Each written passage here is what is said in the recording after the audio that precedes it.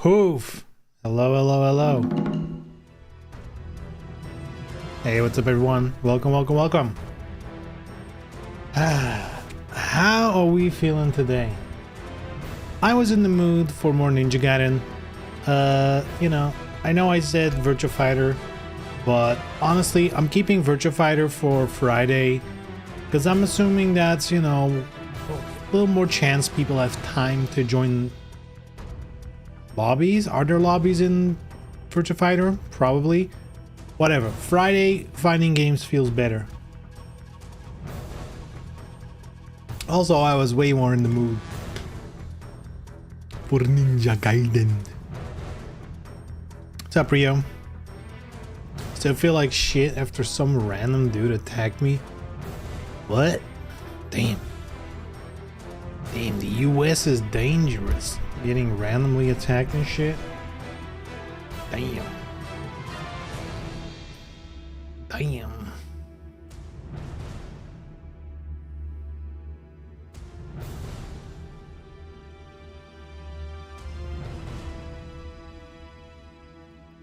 But before we get into Ninja Gaiden, you guys want to see something interesting?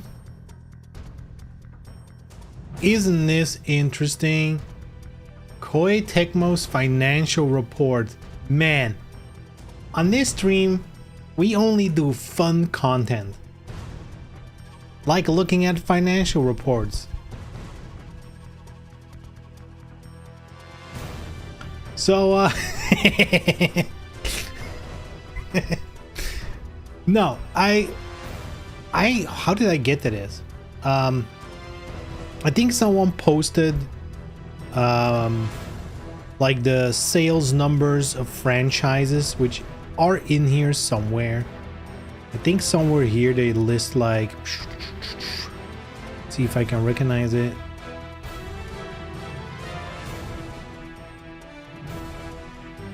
Yeah, here. Yeah, they like put the lifetime sales in the very typical, this amount of copies, this amount of users.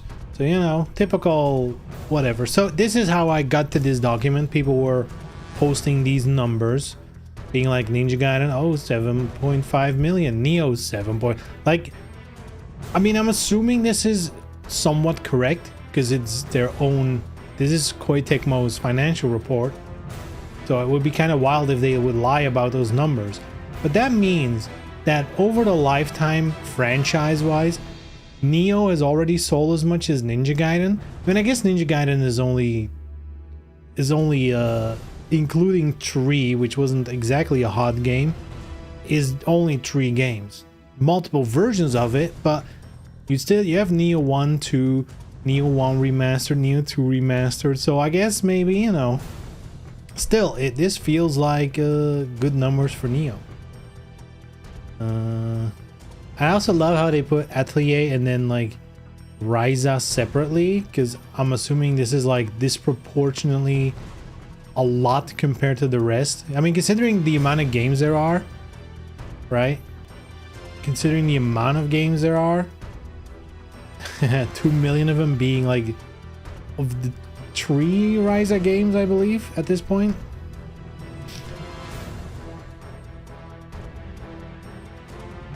Which makes sense. Ryza is literally the only one I have and I give a shit about. So,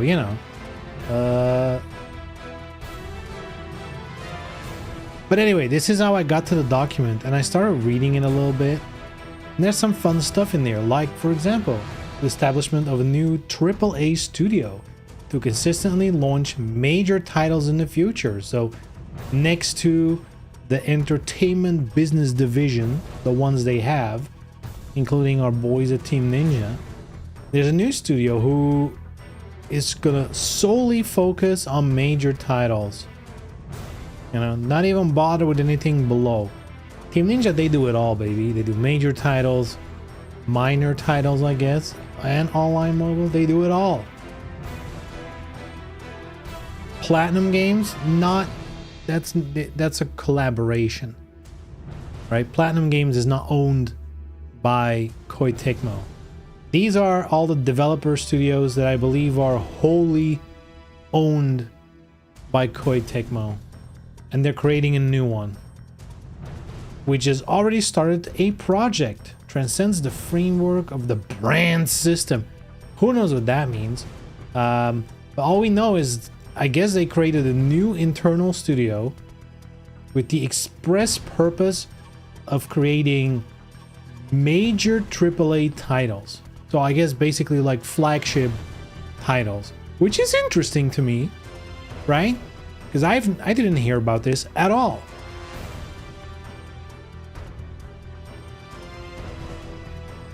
Has been in the reports for a while. Yeah, I usually don't read them, so you know.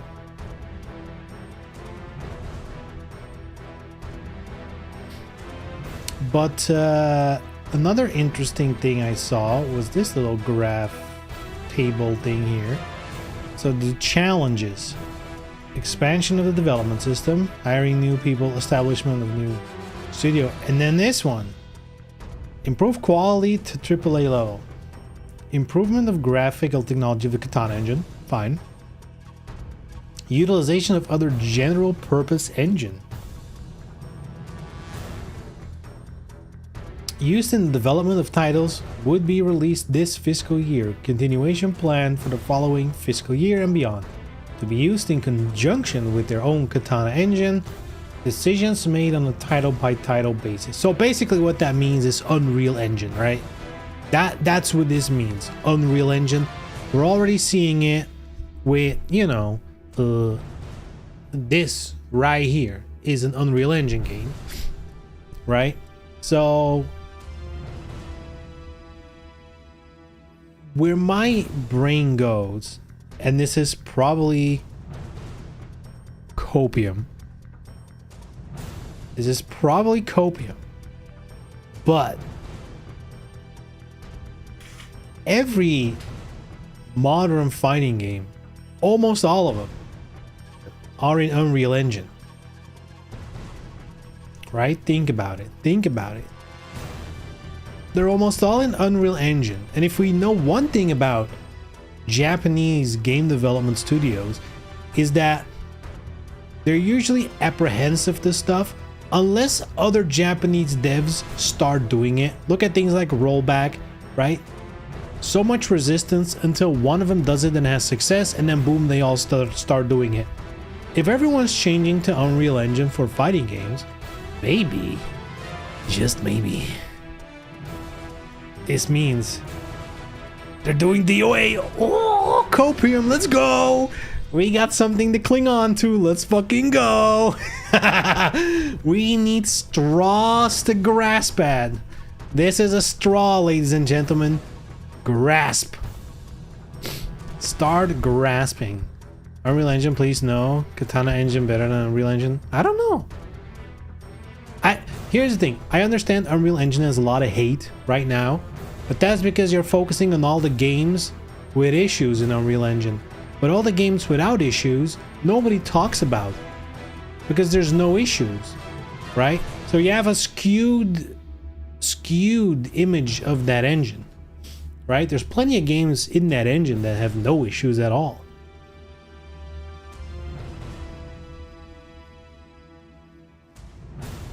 Because of the performance. Which one? Tekken 8 runs fine. Yeah, Ninja Gaiden, the game on screen, works fine. Isn't Street Fighter 6 Unreal as well?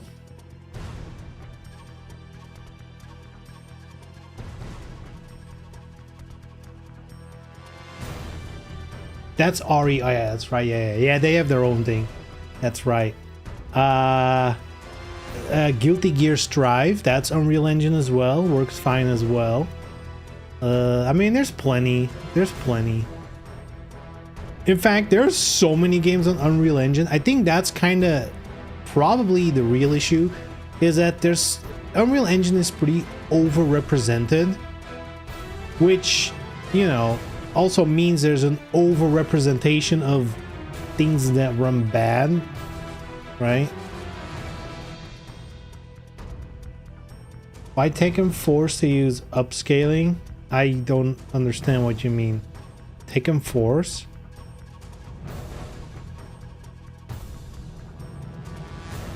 Oh, you mean why this Tekken forces you to use upscaling? Because every game does these days. It's a pretty... I mean, I'm assuming you're talking about DLSS and stuff. I mean, welcome to 2024, 2025, I guess, you know. Why do they force you to use anti-aliasing? Why do they force you to do whatever, right? Technology advances, I guess.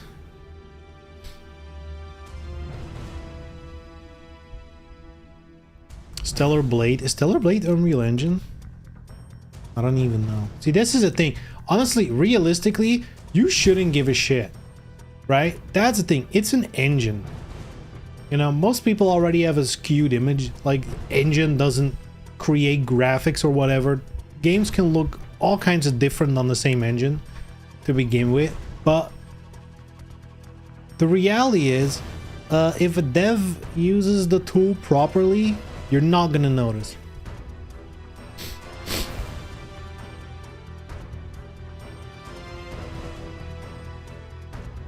Why is the select screen always lagging in Tekken 8? I have not noticed any lag in the select screen on my end. But I'm playing on PS5. But then again, if the engine itself is the issue, it would also be an issue on console, which I haven't really experienced that many issues on console with Unreal Engine. You can't deactivate upscaling, then, you know, I mean, if everyone has it, and it's not that big of an issue, unless, I guess... So what happens if you run a GPU that doesn't have upscaling? But I guess you probably wouldn't have a GPU strong enough to run the game anyway, at that point. Right? You played only on PS5? Tekken 8? Yes.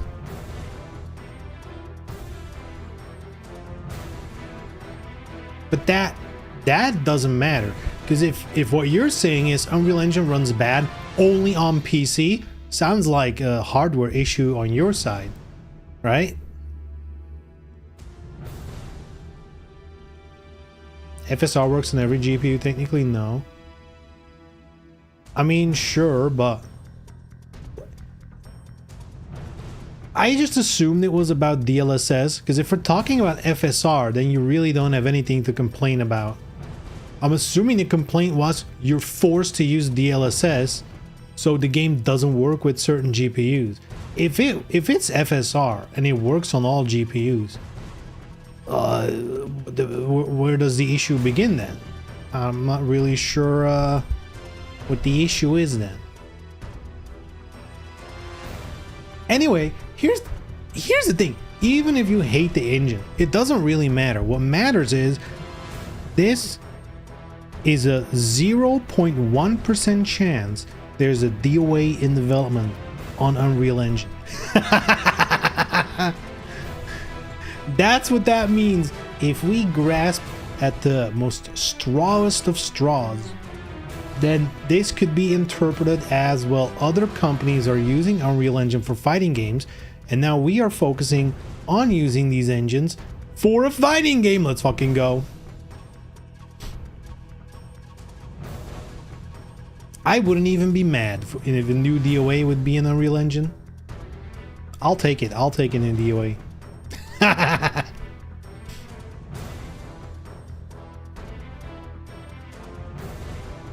But yeah, that also, at least to me, puts this thing a little bit into context. Like, why are they doing this in Unreal Engine, right? Maybe it's a training run. Maybe it's a training run to practice on using Unreal Engine in a project that isn't from the ground up in Unreal, you know? So they have a base to work off. It's all making sense now to me. Definitely not huffing on copium all day.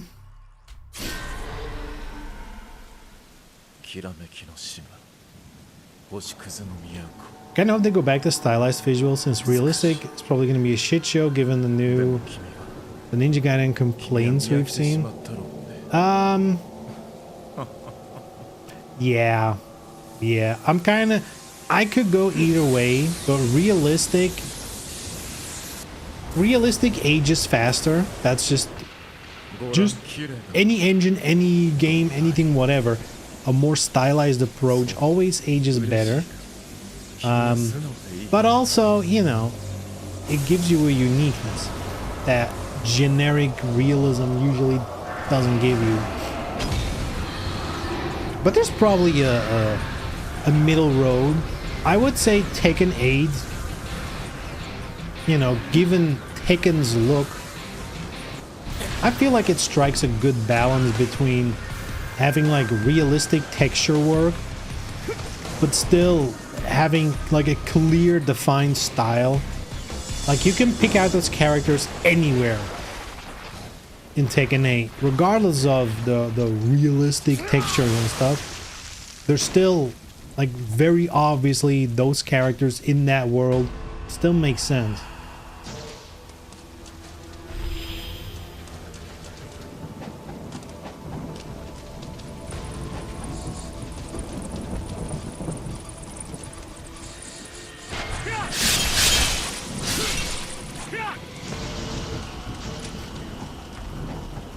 Yeah, all I was thinking when reading that was like, okay, so what do we know about Unreal Engine? Specifically in the hands of Japanese devs? You know, thinking of Team Ninja. It's being used a lot in fighting games. They say in their financial report they're working or going to use it in upcoming games. And then they do Ninja Gaiden in Unreal Engine, you know.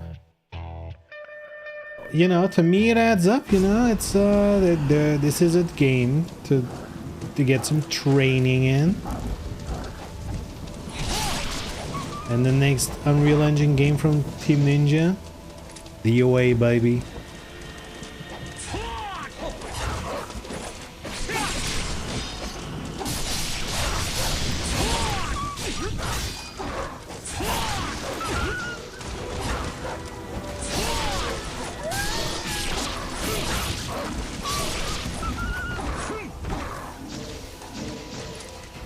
Does anyone know what the update was for this game? It just got an update, I think. Yeah.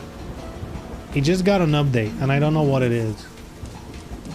I mean, I'm assuming this close after it launched, it's probably a hotfix.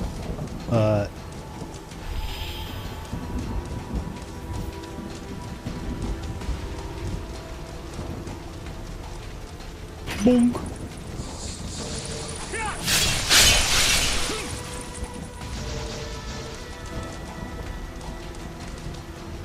Arada said one time it's way easier to work with Unreal Engine. It's easier than with their own. I think both approaches have pros and cons. I think the biggest advantage with something like Unreal Engine, and this is a boring way of looking at things, but is the reality. If you as a company are gonna hire new people, they probably already know how to work with Unreal Engine. Whereas if you're working on your own stuff, you need to teach everyone, you know? You need to teach everyone that joins, or make sure that someone made internal tools that are like so amazing that everyone can work with them. But chances are you're gonna need to train them quite extensively. Whereas Unreal Engine, you know, that's available for everyone. And anyone who's looking for a career in game development, they are probably working with Unreal Engine, with Unity, with like whatever the fuck is out there these days in their spare time. Because it's just free to use.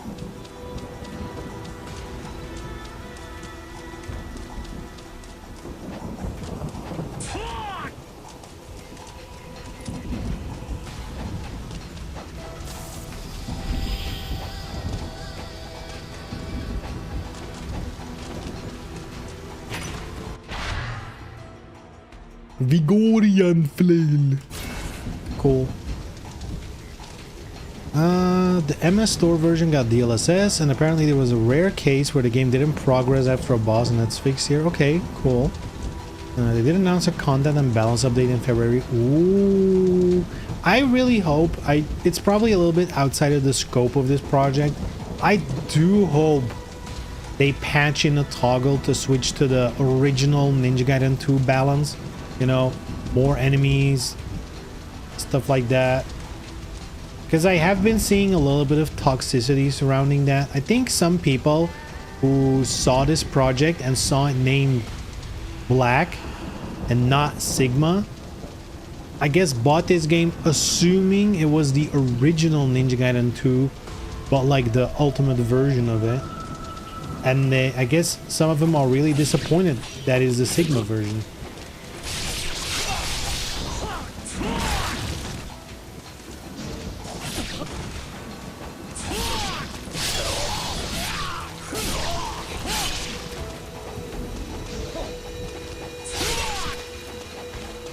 Which difficulty you play? I'm currently on normal. I wasn't looking to do a sweaty playthrough.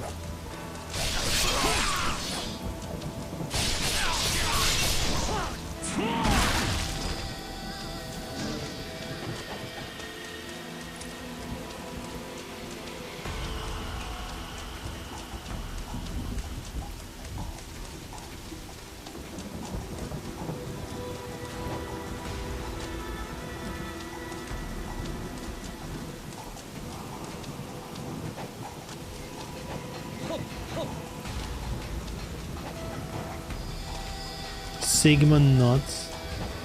Sigma on these nuts.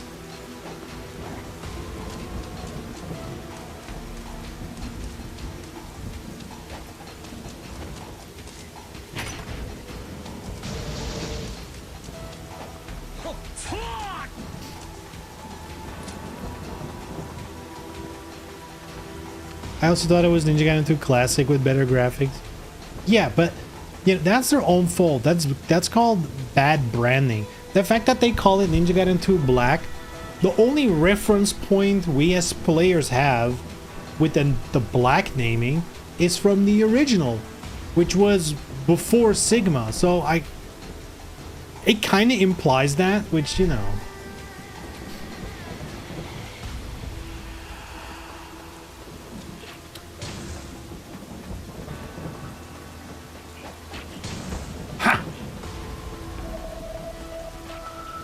It's not bad branding, it's typical. You think they did it on purpose to trick people? I don't think so. I think they were just like, hey, people love Ninja Gaiden Black, so we're just gonna name it Black because it's like the best version of the game.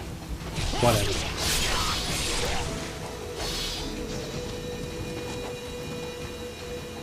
No! What the fuck? Ryu. Master Ninja?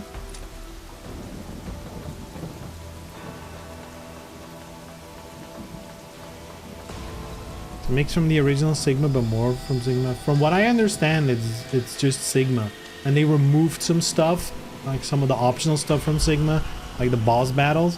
But other than that, I think it's purely Sigma. No, I think it is. Kinda hope they just make an Ultimate Ninja difficulty that has the old enemy placement, then Sindri Shuriken rate. Ooh.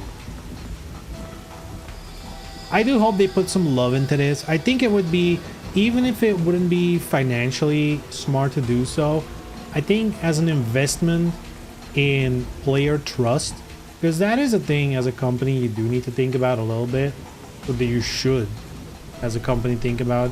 And I think if they would update this game, you know, try to make everyone happy, I think that will go a long way into people going like into Ninja Gaiden 4 optimistically.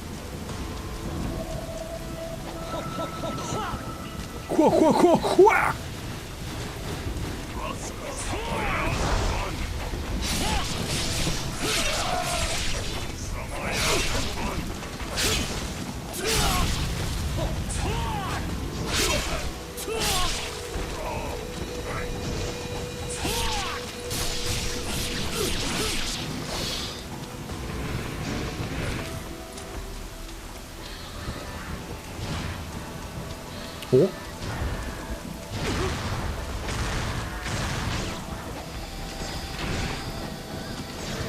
Do you learn how to shoot from the air in this game, or is that only in 3?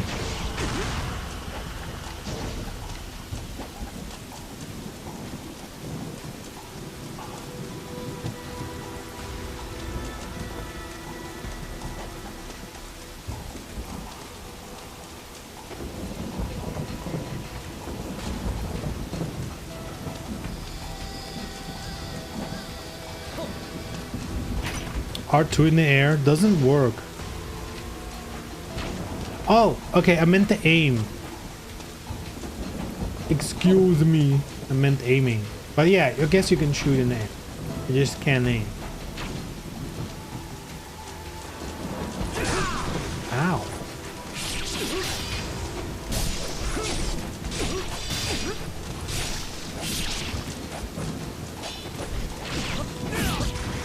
Hey, hey. Take it easy, will ya? I just started. It's just a bun check, alright?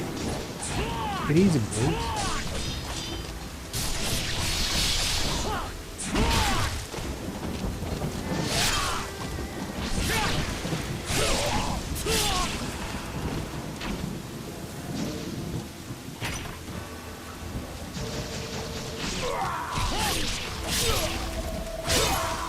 Choop!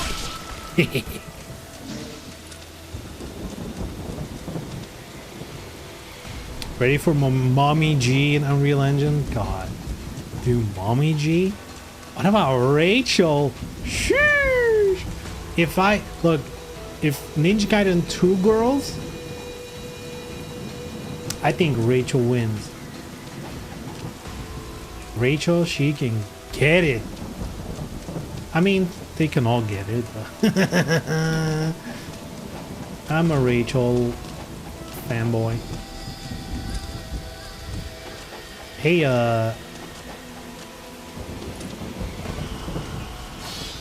where does one go? Or is this the wrong way? Maybe this isn't the way.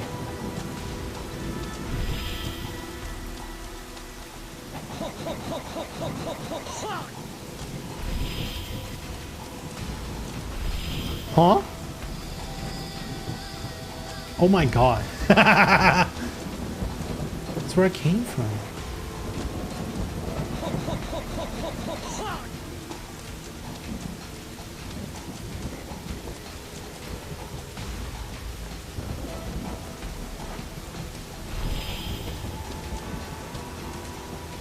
Oh, okay.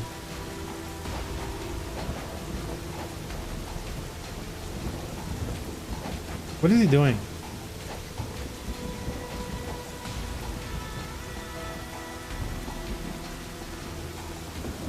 Yeah, Anna's the most fun to play here. I feel like everyone's fun.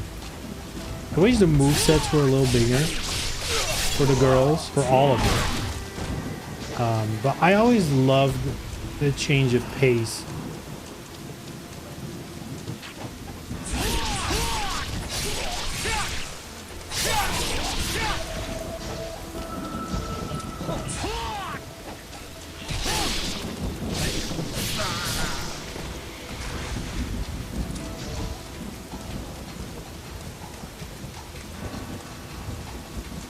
The new content should include Ninja Gaiden 3 RE movesets and Kasumi. Woo, that would be sick. Oh, if they just added Kasumi to use like in the missions. Oh, Unreal Engine Kasumi. I don't know if I could handle that, boys. I don't know if I could handle that. Oh, yeah. He's still my beating heart. Oh, not loud up. No, that's not secret.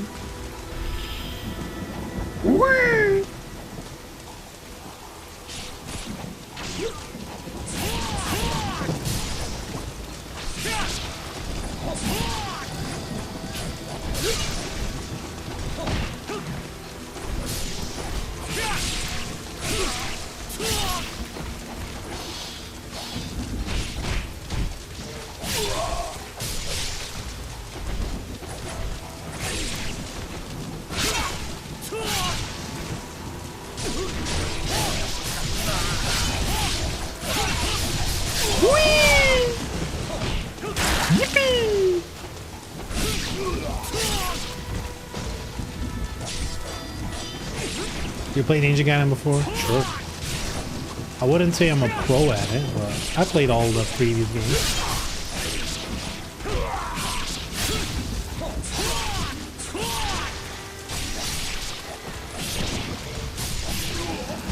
And he's not dying, huh?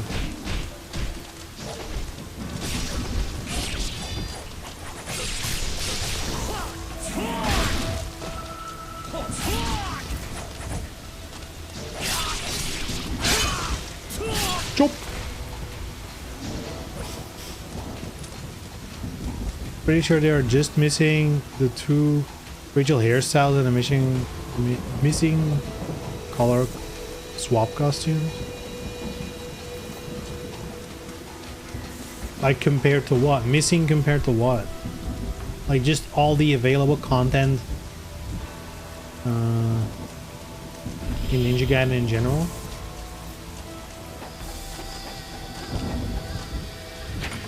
Oh.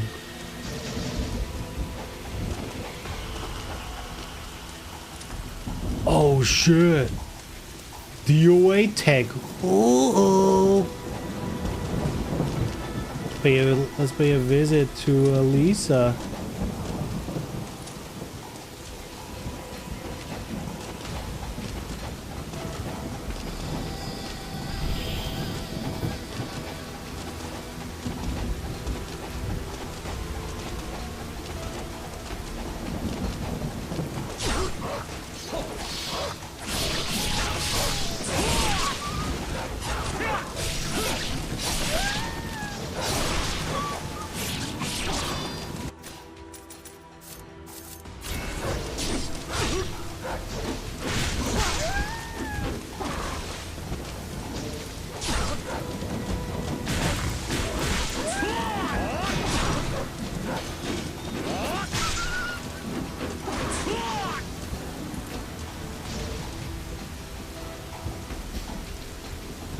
Shall I let you play the whole story with all of them, even if it doesn't make sense, like playing as Goblin in the Spider-Man movie?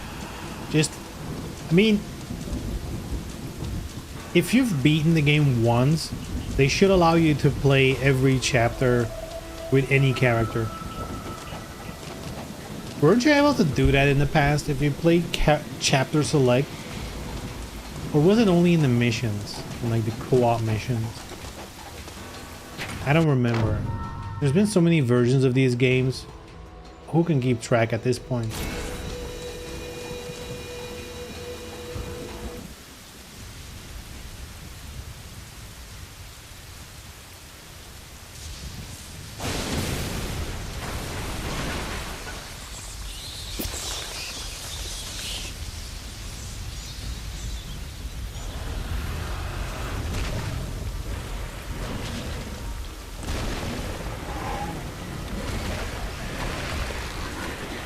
Damn, he brought his little blankie.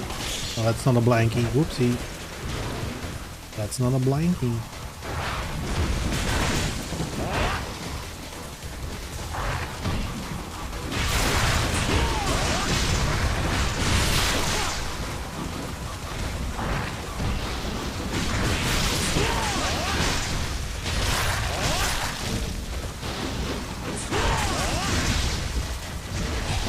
Oh, I'm whiffed!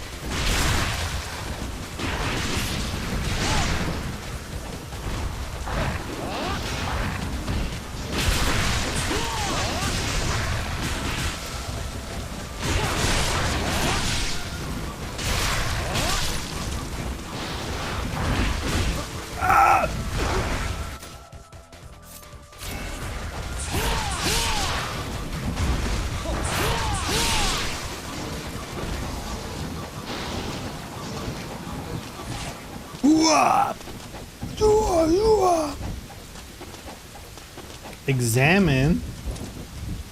Checking out the hole.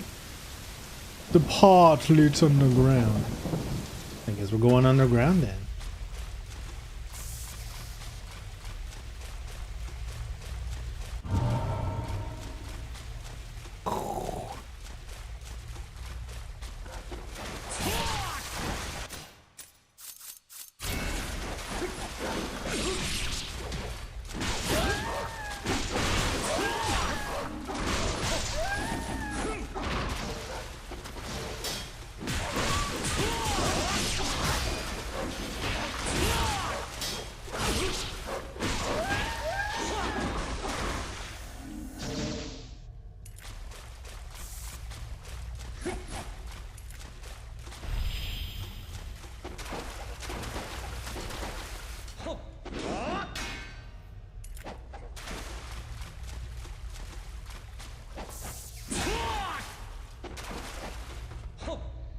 All right.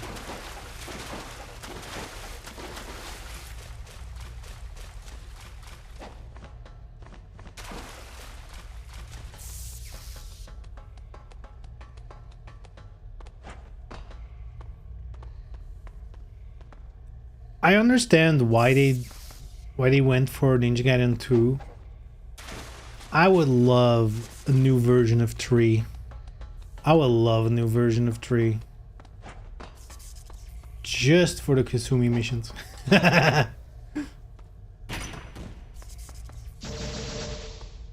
RE will always be like a, you know, just because RE Razor's Edge has Kasumi as a playable character, I'm gonna disproportionately rate it higher than it deserves.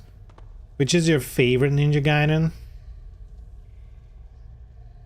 That's tough to say. Probably not 3. I mean, I think RE, you know, is good. God. Honestly, probably this one. Probably Ninja Gaiden 2.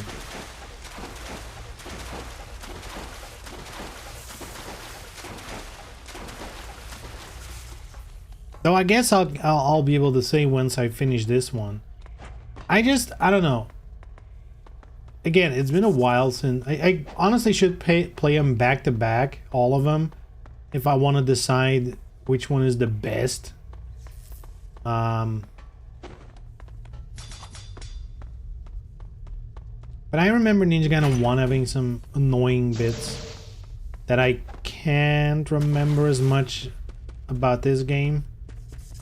And the last time I played them was the Sigma versions, which, you know, one Sigma has the Rachel parts are way too long, like unbelievably long.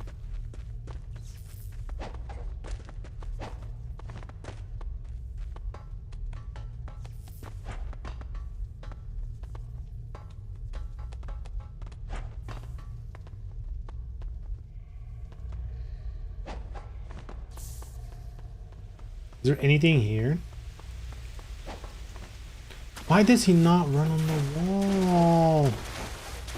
Dang. Okay, this game is trash. He doesn't listen. Hey, whoa, what was that? Oh! Huh? Well hidden. Holy moly.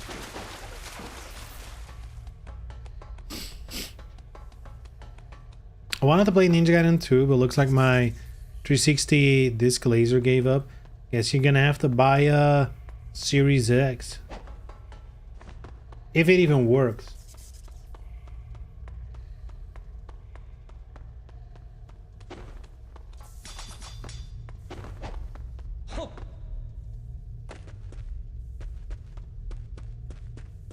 I kind of want the Series X just to play like some old Xbox games in better quality.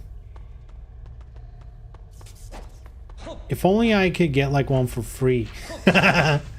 That would be ideal.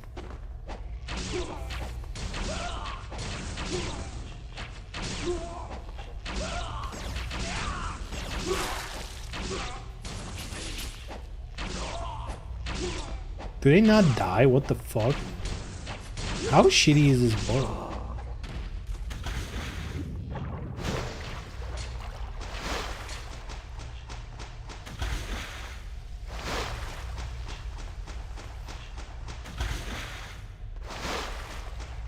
All the away games, yeah. Rumble Roses.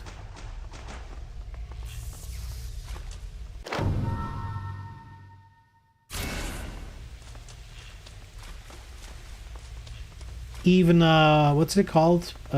Perfect Dark Zero on the Xbox One X, they like improved the texture quality and stuff with a patch for that game,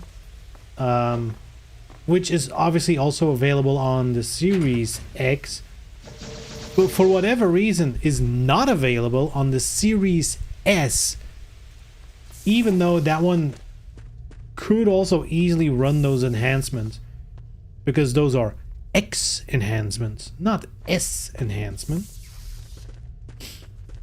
Because that, honestly, if the Series S would run those enhancements, I probably would have already bought a Series S like second hand for like €100. But the fact that I need an X for the things I want to do with it, it's kind of fucked, because those are too expensive to, you know, buy just for 3 retro games.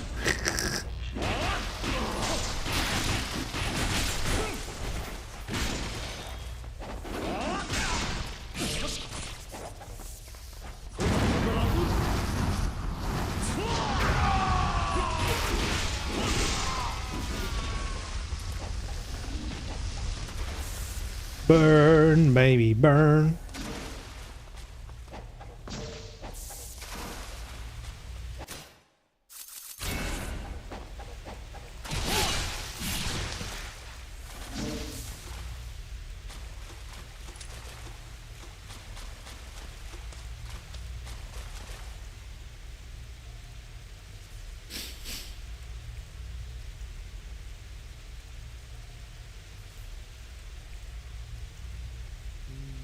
Oh yeah, the S has no disk drive. That's also a deal breaker. That's right. The no disk drive is kind of fucked as well. Right. So you need an X, and that's, you know, even second hand, I haven't really found one at an acceptable price. So yeah. Back when the Joanna looks like a chick. The new one looks like a chick too. But it's a first person game, so you don't even see it.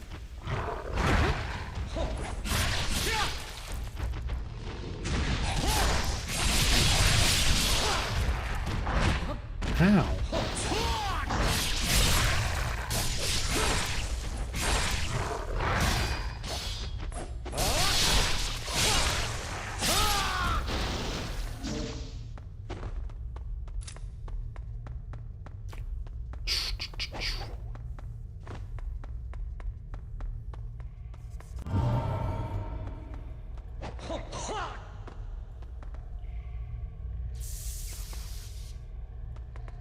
Do you think they'll drop a new DOA this year? Hell nah.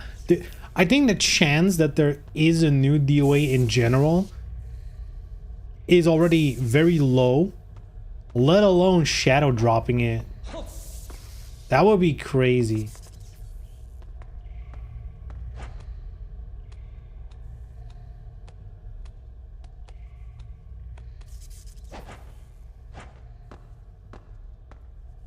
And most will announce something. True. Though I guess, you know what? Once they announce something, it can go pretty fast. Like, it's not unusual for companies to announce something that's gonna release in like 6 to 8 months. That is a thing that's possible.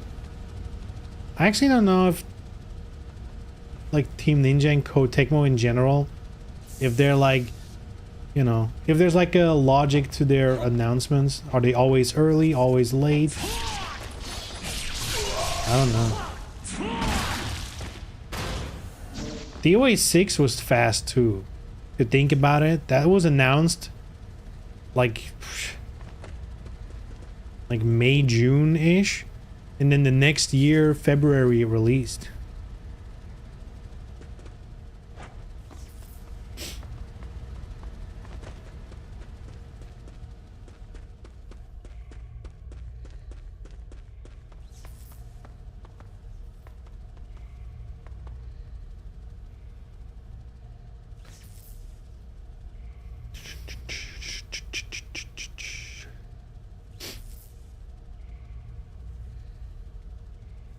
With Perfect Dark Zero, she looks like a drop dead supermodel. I think you need to look at that game again.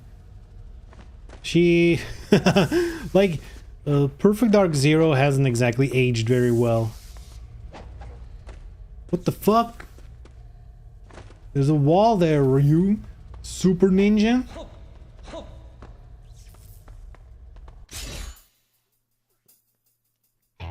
Bow.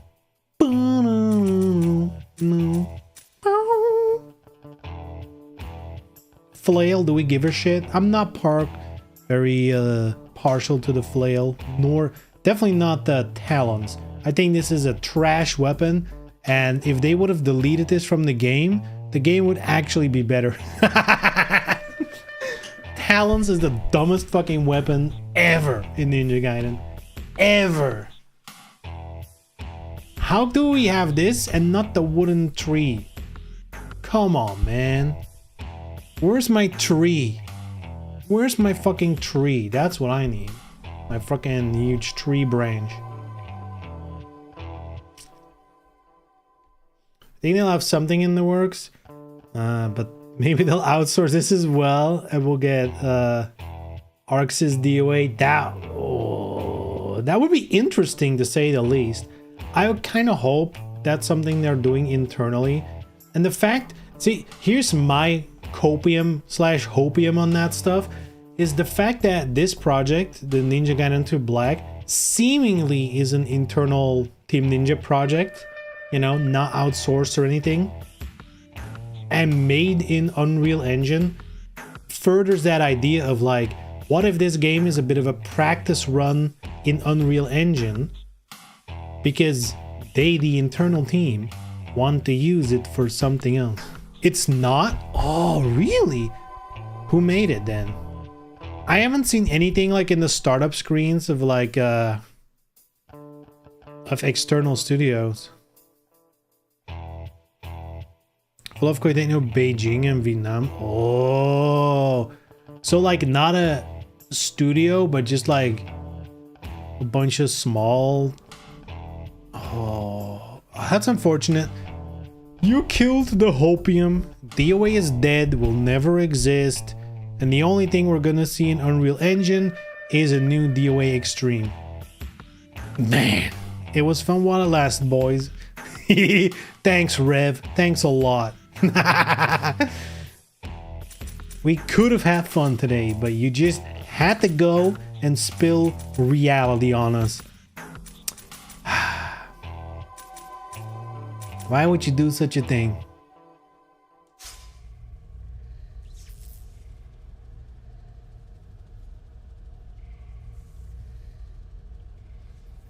Also, did a video Hopium about new in-house DOA. I don't know who is there that would make it so that we want to make it. Oh, that's another thing. It's always a.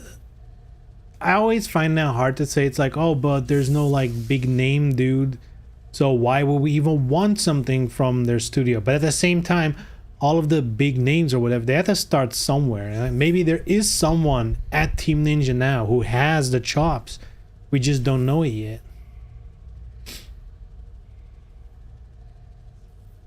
DOA 6 fast and bad. Yeah, but that had nothing to do with the announcement. The fact that the announcement was fairly short to the release date doesn't necessarily mean, you know, they started development when they announced it. Crazy. Excuse me.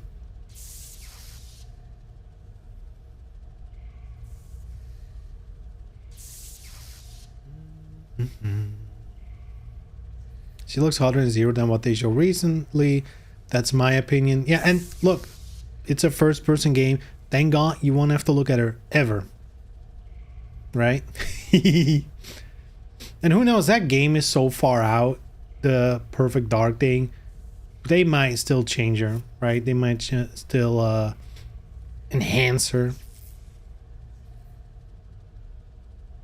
Of the games of 80%, Kotick, Beijing, and Vietnam in the credits, Rise of the Ronin, Every Atelier, Dynasty Warriors.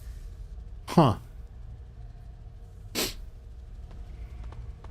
So they're like support studios that kind of just help on every game.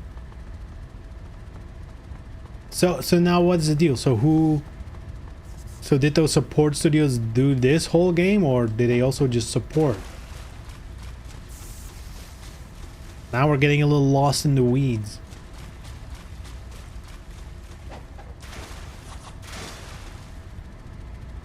I think that's gonna hurt.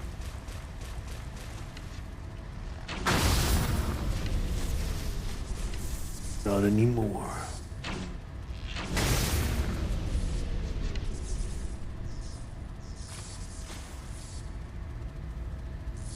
Honestly, just get Soleil to work on a new DOA game. Soleil? Who's that?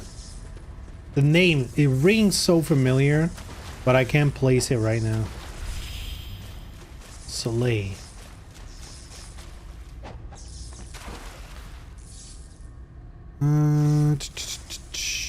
Ponton thinks there's fewer than 5 people there from the team that was actually making the DOA games, and they're all upper management now. Yeah, but that's kind of what I mean, you know? Like, given the history of stuff, do we even want the studio with all old DOA veterans? Wouldn't it be much more interesting for us, the player, if it's a completely fresh team on it? You know, like a completely fresh take on it. They might have more passion to do it properly than the old hats, you know? It might also be an even bigger car crash, but what the fuck is this bullshit, dude? This game is trash.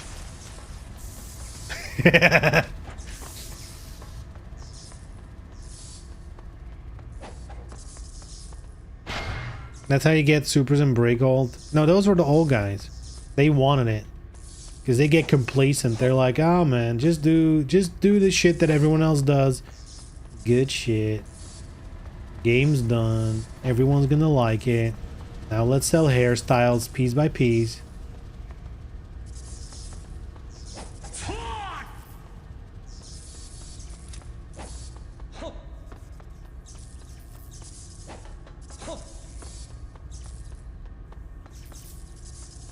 Oh.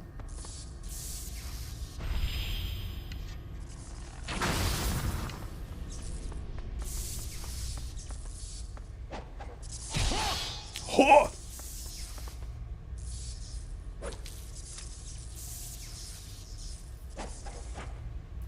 Whee!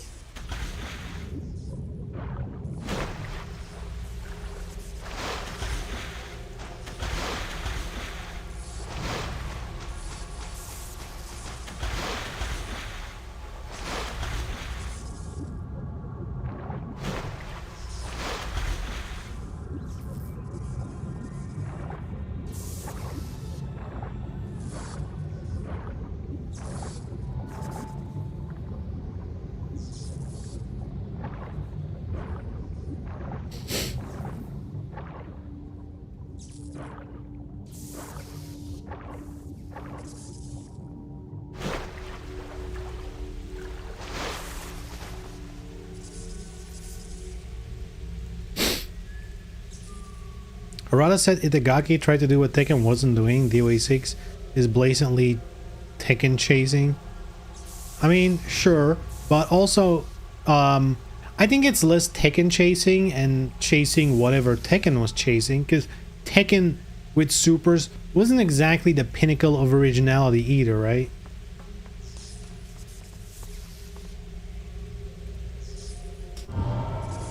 Not an Itagaki sycophant, but he was right not to be copying Tekken.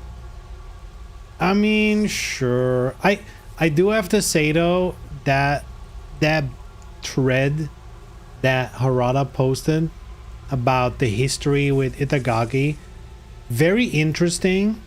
I guess for people in the loop, we kind of knew, right? I don't ever think it was like explicitly said, though. I think Harada has mentioned it before that the adversarial relationship was actually not real. But I mean, it's good to have it out there, black and white on paper, right? I think a lot of people didn't know it.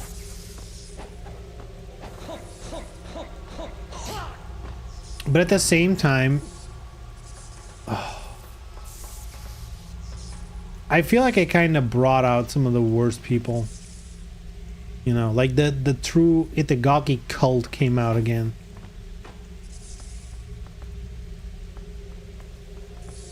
They're like, man, he was such a genius. No wonder DOA 2 was the best game ever. No wonder DOA volleyball was the best idea ever. What a genius. Faking an adversarial relationship with their competitors. Man, it's almost like every company does.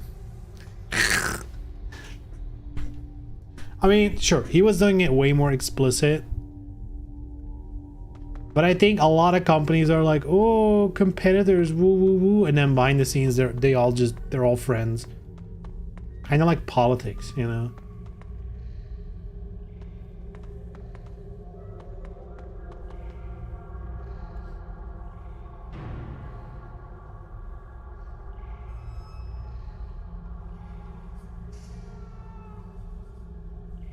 I think the Juggle Bound is more of that. The Supers could be Tekken chasing, but really they're both chasing Street Fighter.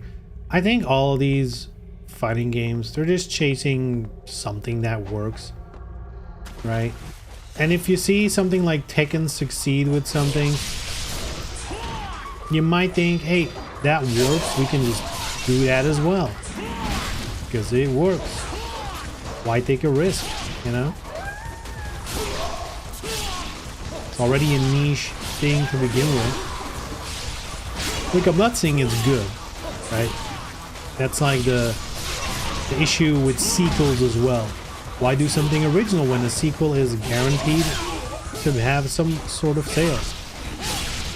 It's safe, and a sequel can be good. You know, it's not mutually exclusive, but you're never gonna be the new #1 by imitating the rest. You're always gonna be, you know, maybe a slightly better version of something. I'll never make you #1.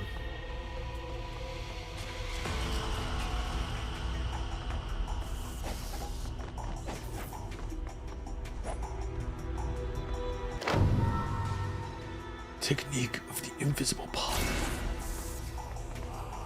And we're still in the tutorial. Crazy.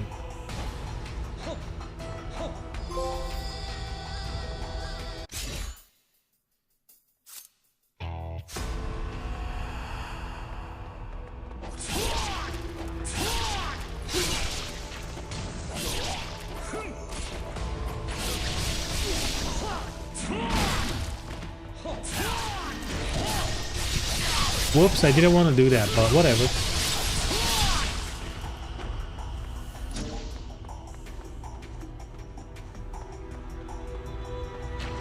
Ow.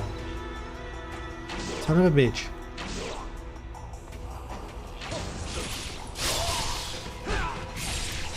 Woo!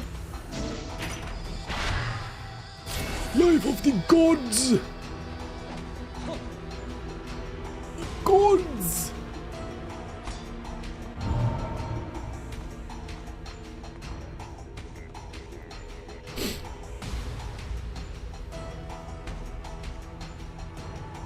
Well, DOA Volleyball is a bestseller, so yeah, you kind of genius even if it's a spin-off of a spin-off. Was it a bestseller though? I don't know if it really was a bestseller. It also did irreparable damage to the franchise, like the image of it.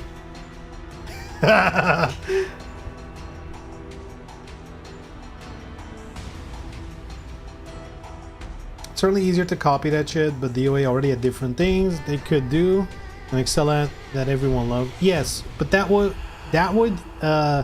require money, time, and effort to put into DOA 6. And I think with DOA, they kind of just, with DOA 6 specifically, I think they kind of just wanted to pump it out. It doesn't seem like they really were working to create the next best thing. I just think they wanted to create a thing. I think if one thing is, you know, if there's one thing you can say about DOA 6, regardless of whether you like the changes to the system mechanics and whatever, if you like supers or not, it's just a low effort entry. Just, you know, regardless of how you look at it, it is a low effort entry. That as much is true.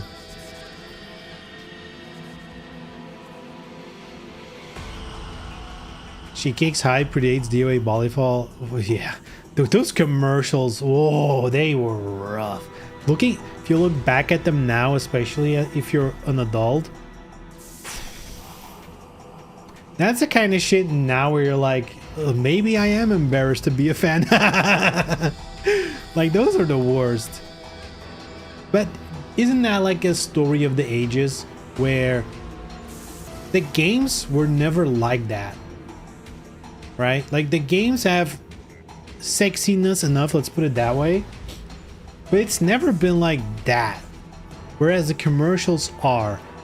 The same thing happened with Tomb Raider back in the day, with the original Tomb Raiders, the classic ones. Most of the images that you might have seen throughout history of like Lara Croft in her bikini and whatever, those were all marketing renders that they made, you know, that the developers didn't really want to make, but the marketing teams were like, dude, we have to fucking, you know, 6 cells, am I right?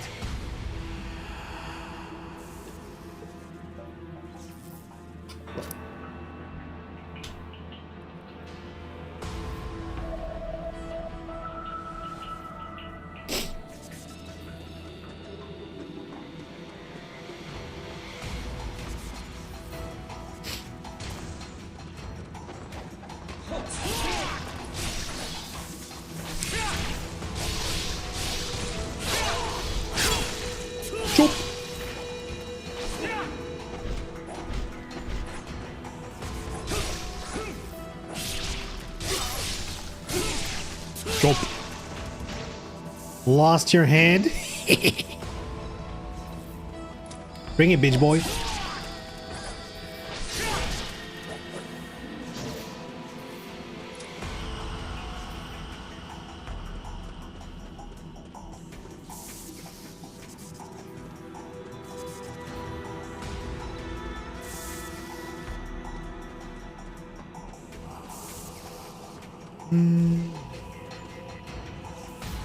Doesn't take effort if you already have Aerial Gardens in Kyoto and Bloom. It's low effort because a bunch of effort got siphoned off onto the shitty engine. I mean, sure.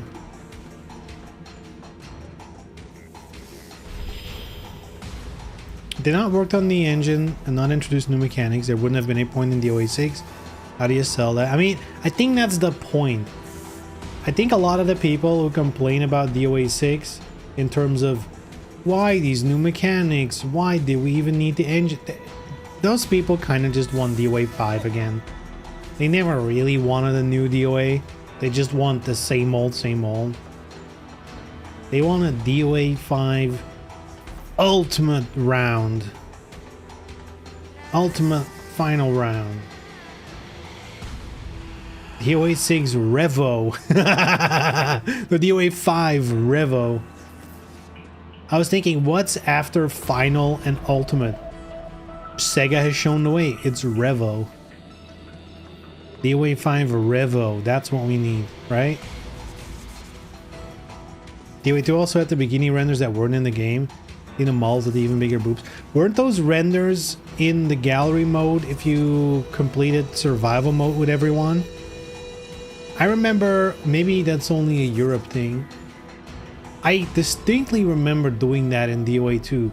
Playing survival mode, getting 50 wins with every character to fill out the gallery mode where all those bikini pictures were in. You know? I still remember that. Isn't that fucked up? I still remember those. Like Helena with the red bikini, Kasumi lying on like the reflective surface with a black bikini. God. Whoa.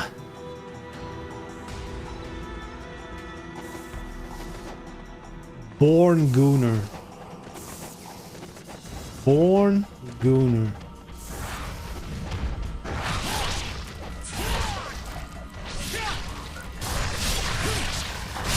Lost Norm.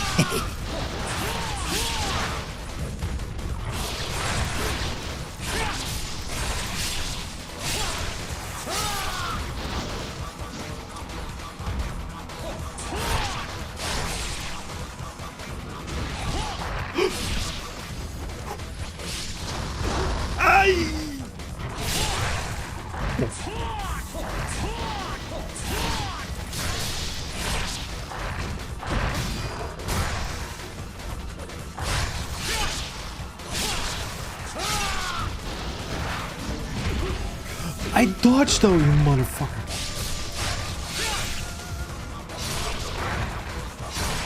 Hello? Ultimate technique? Come on. There we go. Obliteration technique. Exodia, obliterate.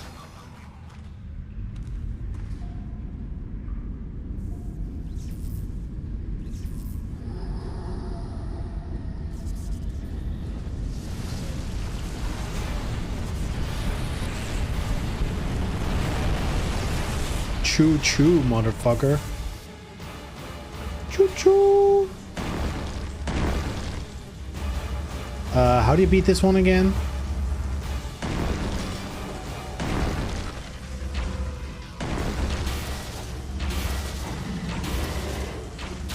Can you hit him?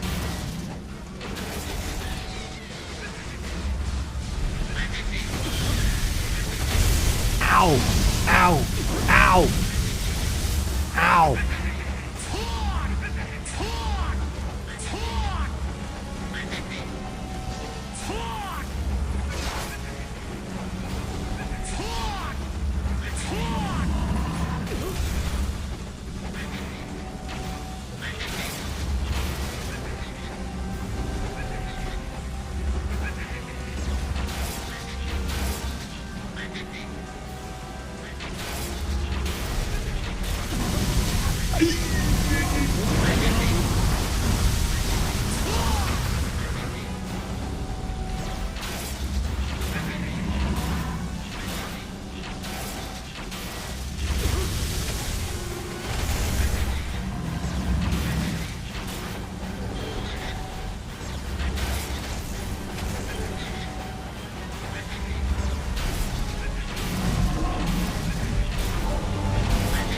Damn, starts twerking.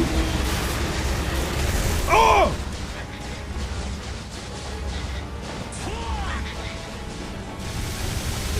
Ah!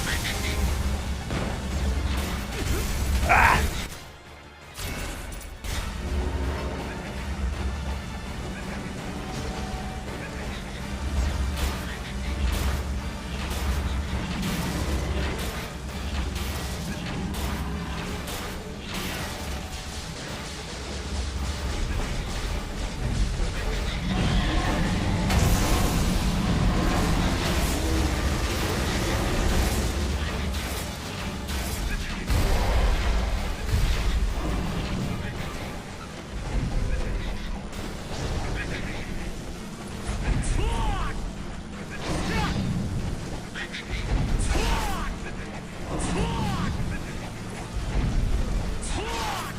What the fuck?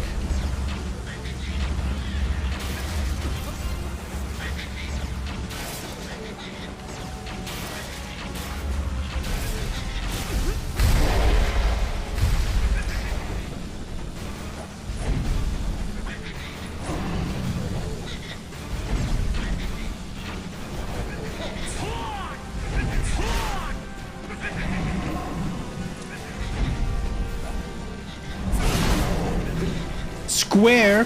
What the fuck? Since when is square the kill button?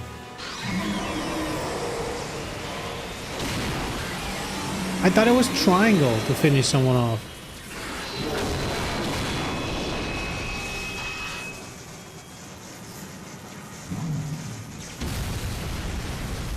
Damn, the Michael Bay walk. Sheesh.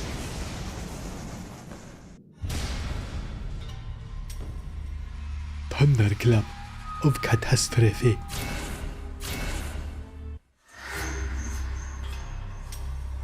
A captive corpse.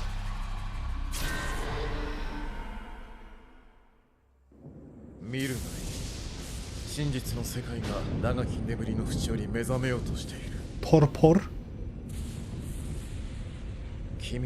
That's a word.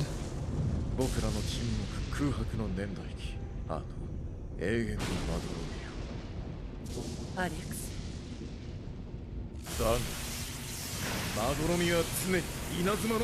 Sheesh.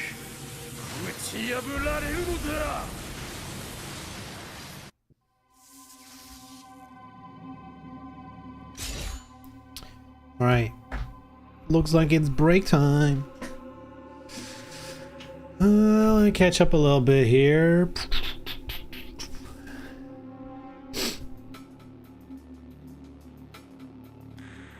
Last 3 years of DOA 5's life, the main complaint was stop with the DLC, make DOA 6 already. That's true. I do think the DOA 5, they definitely escalated DLC, because you gotta keep in mind, it was only with last round they started doing the season pass that we know from DOA 6.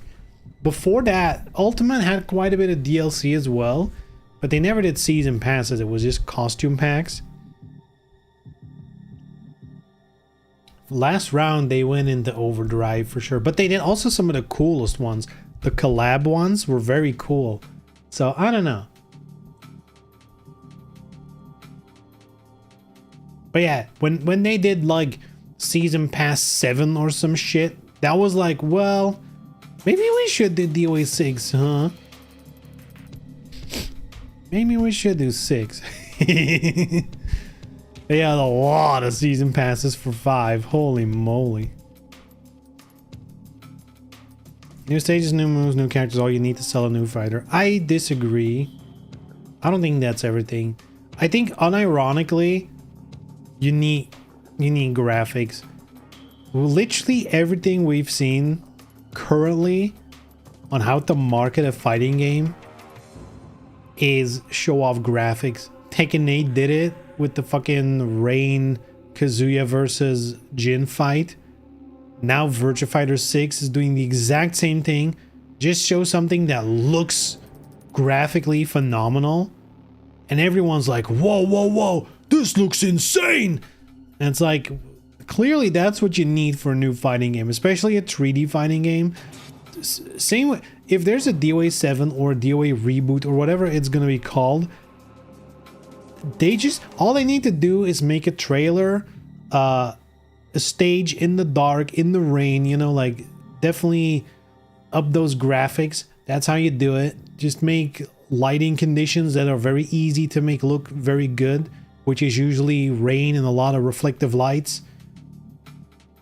And just show off like Kasumi versus, I don't know, fucking Ryu or some shit, right? Just pick 2 favorites, let them fight against each other in like a super cool cutscene thing in the dark, in the rain, rainy aerial gardens, and then let the rain lets up and you see the fireflies.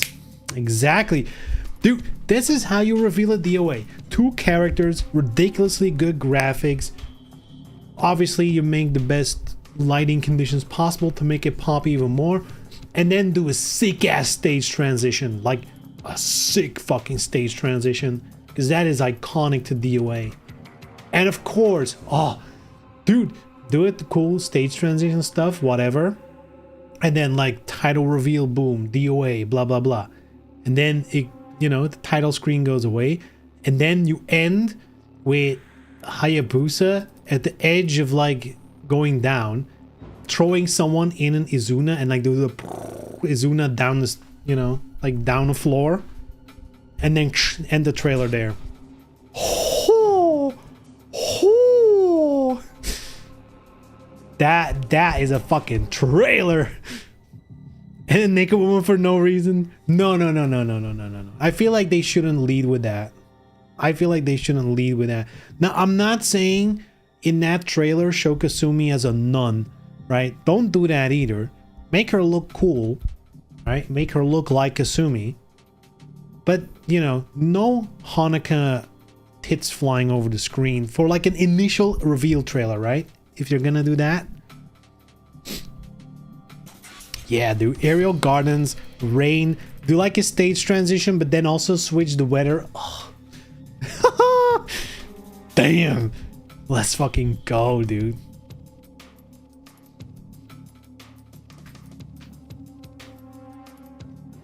Have one frame of full screen cleavage the Gooners can pause on.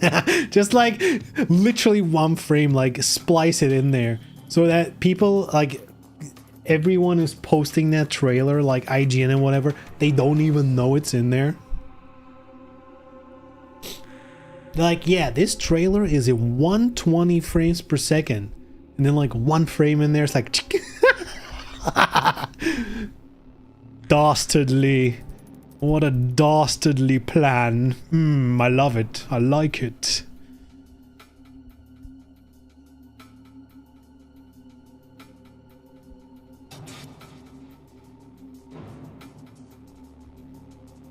But that being said, clearly that is the current, if you want to call it that, the current meta of revealing a 3D fighting game.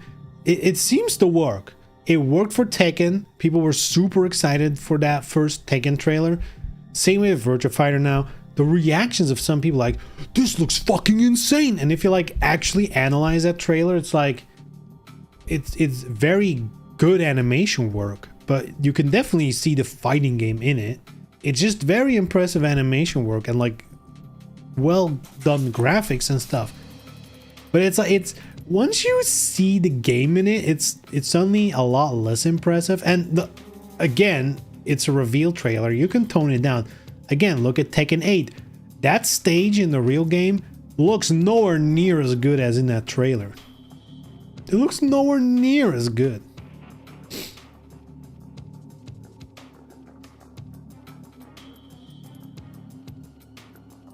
Close-up of a butt in black letter. But it's Busa. I mean, that would be funny. To be honest, I think that's something that maybe is missing. Like, people know DOA's reputation. If you would pull something like that off, like seemingly doing something like sexy, like a slow reveal or something, and then it's like Busa. Dude, that would be so fucking funny, and I think people will love it. Like, acknowledging that about yourself and then joking about it. That's so powerful. That honestly will work. That will be funny. Virtua Fighter having different block stunts for different strike types will look sick if it's real. It does look sick. It's very impressive animation work, right? Extremely impressive. They should be sexy, but lampshade themselves and be a little gay. Of course, dude. Of course.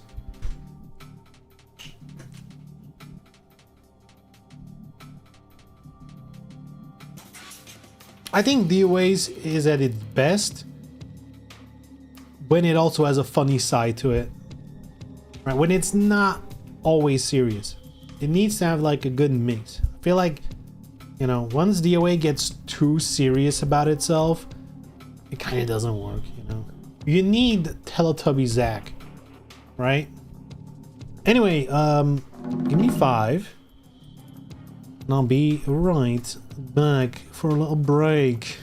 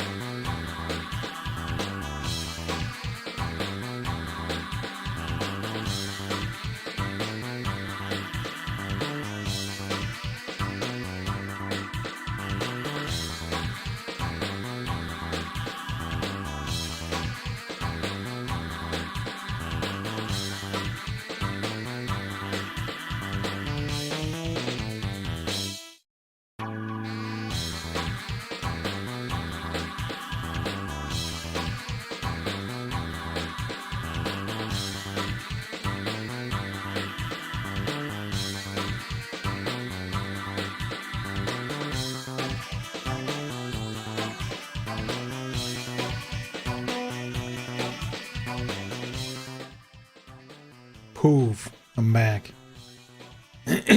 Something about this soundtrack, the way it's mixed sounds weird to me. Something about the imaging, like the stereo imaging, something about it is weird. Like if you listen to this, especially like on headphones or something, the way they spaced the music out, I feel like they've overdone it. It sounds weird. It sounds almost like hollow in some points, like empty. It's really weird.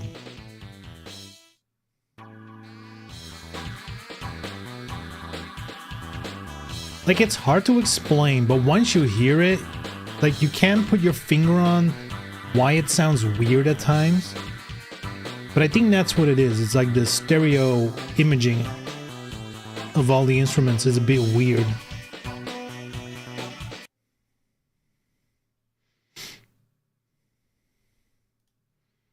Sounds like those remasters people did the bad job. This is the original soundtrack. It's not even a remaster or anything.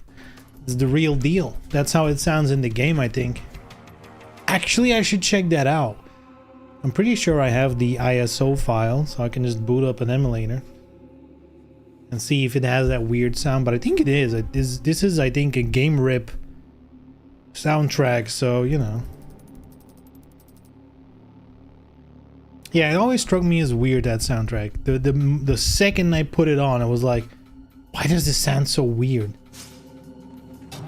I think that's what it is. I think it's the stereo imaging.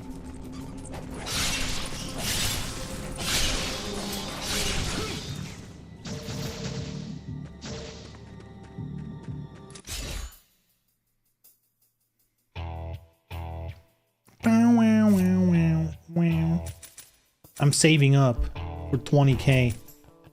Want to upgrade my staff. I think the staff is a useful weapon. Staff.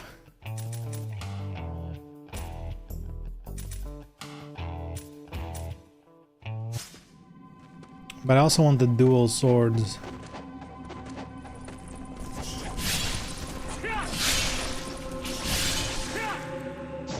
What weapons do we get? Dual swords? Ooh, the fucking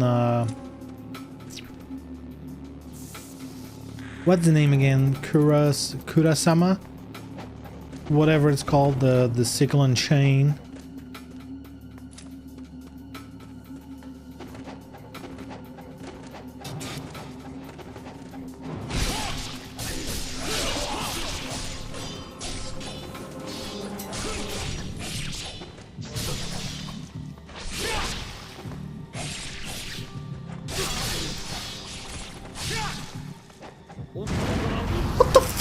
Push that button, you dumbass. Give me a red ball. Give me a red ball. Give me red. Ugh.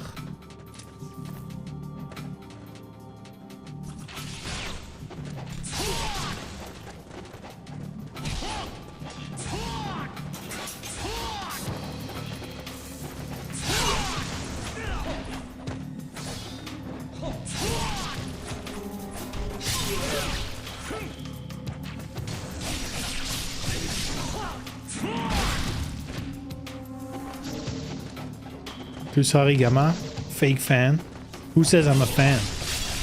Huh? Who says I'm a fan?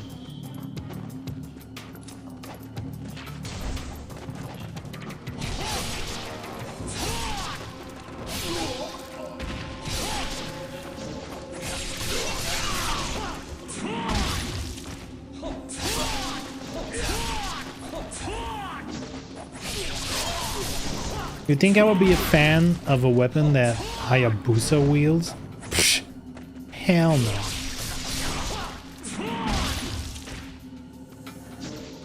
That being said, do I have any clue what Rachel or Momiji's or Ayane's weapon is called? Hell no.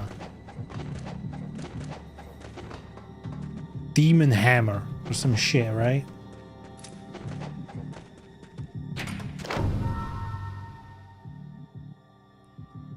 Art of the Windblade.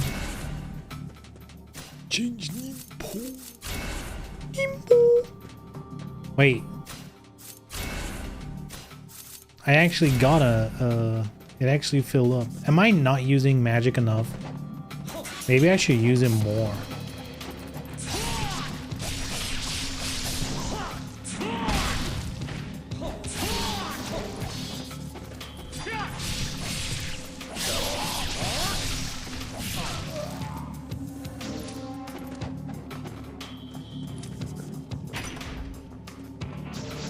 I should have used it. Fuck.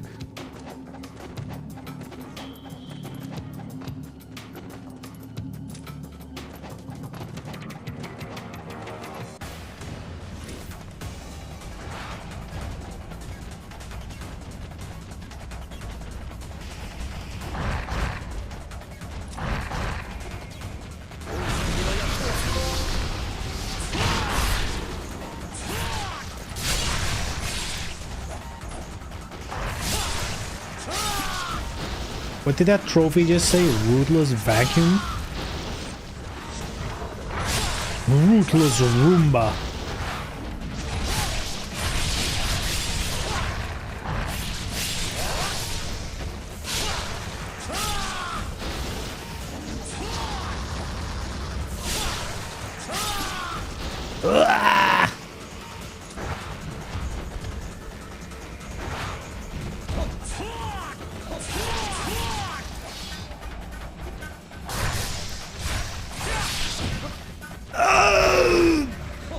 Bitch.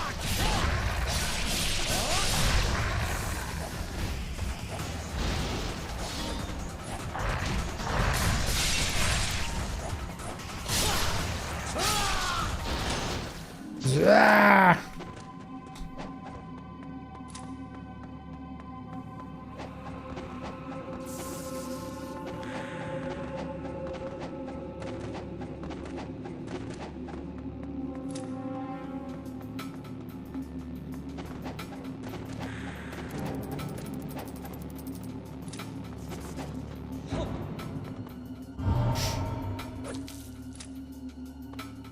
DOA 208. Compose your style. Monster Pie. Argus Pizza. Argus Pizza.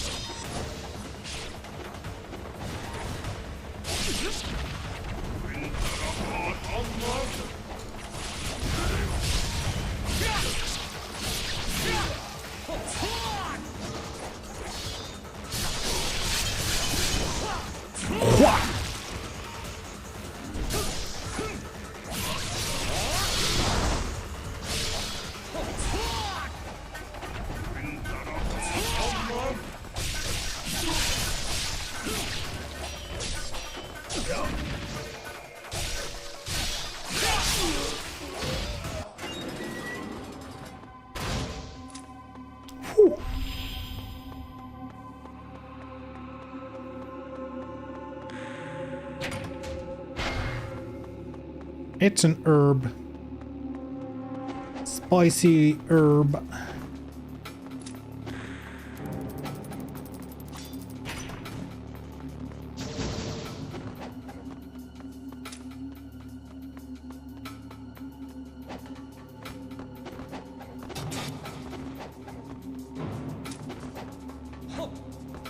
Huh.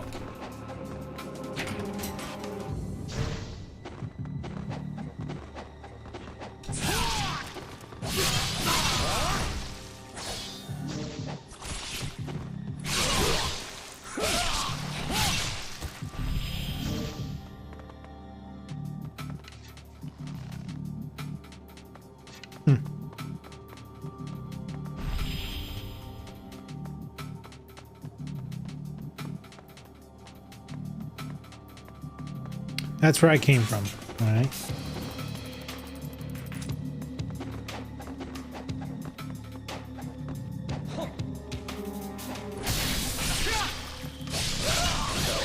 Where did that guy come from?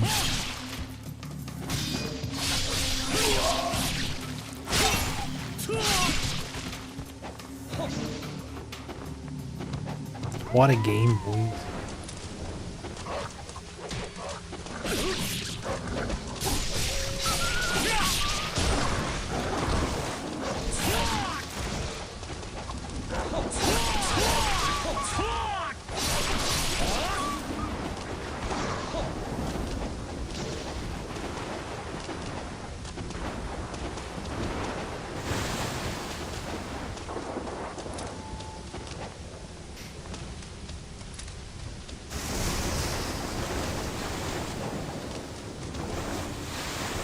Imagine a DOA 2 Ultimate or 4 stair throw.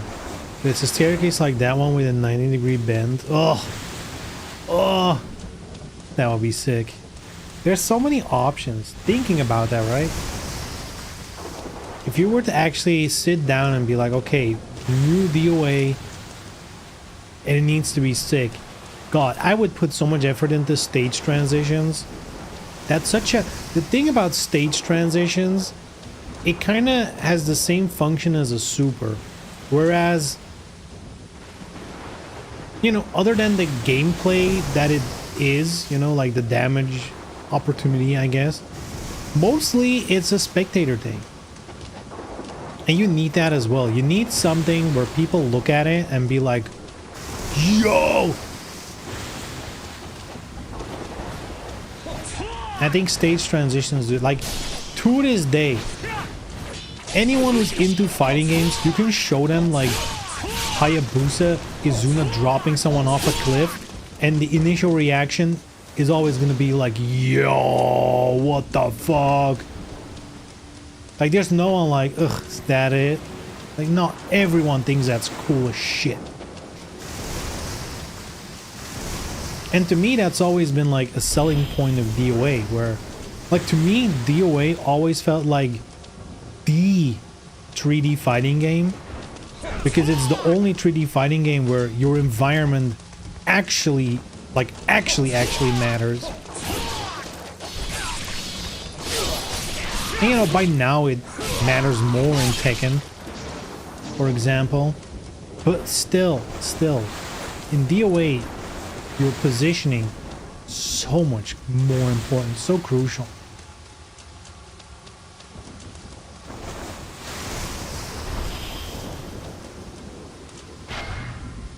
Examine.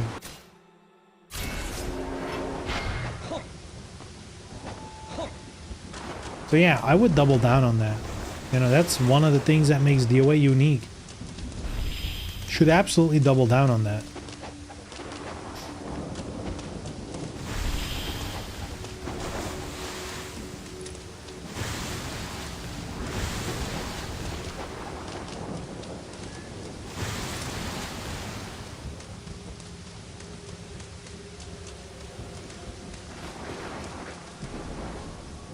Stage thing is also way more organic to gameplay than a resource mechanic. Yeah. And it also rewards training, right? Like, if you trained... Like, you can... Like, it actually rewards having, like, different combos for wall carry. But then, in DOA, it turns into transition carry. Now, if you figure out a combo that gets you from a certain point to the transition, like, that's gonna benefit you a lot.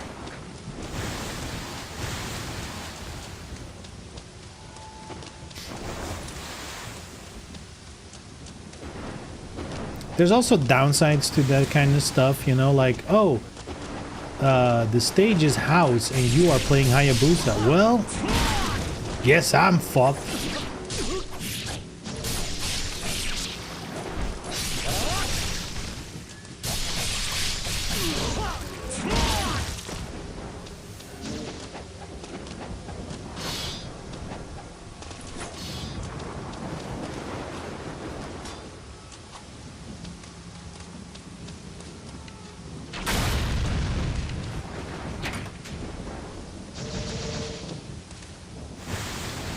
House is probably doing too much. But that's the thing. Do you want to give that up? Because it's cool as shit. The idea that Hayabusa can do that, throw you into the ceiling and then like, whoa! Like that's cool as fucking shit. Same with literally every other character that can do a ceiling thing. That's so cool. But, you know, it does make those characters quite a bit better on those stages. So, you know.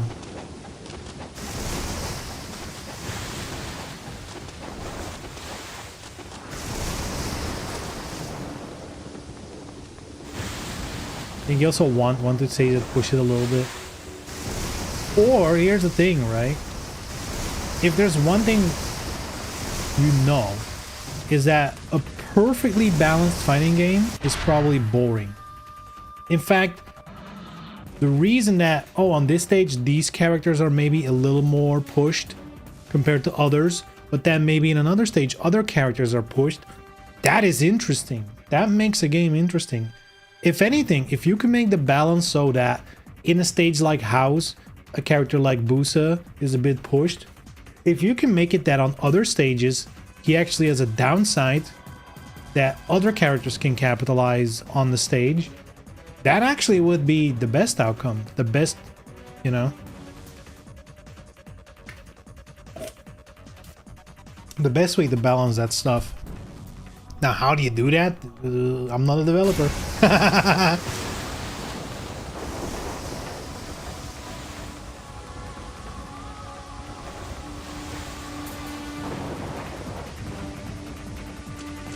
Just can't really know ahead of time where the actual line is. The OA might benefit from the Soul Calibur stage picking rules. Remind me again what the Soul Calibur rules are. I kind of feel like always random is the move. Just always random. That's up, Alice. Ah, you motherfucking bitch!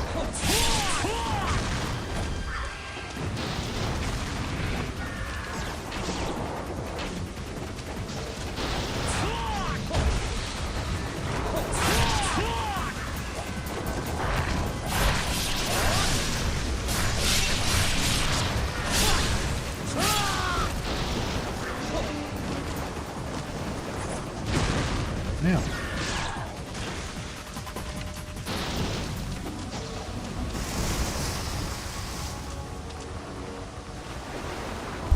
User can change character or pick stage. Character change plus random stage rather. Yeah, that makes sense. I mean, that's also how I view DOA. Like, knowing the stages and what you can do with them is almost like learning a character. Or at least that's how it should be in my head.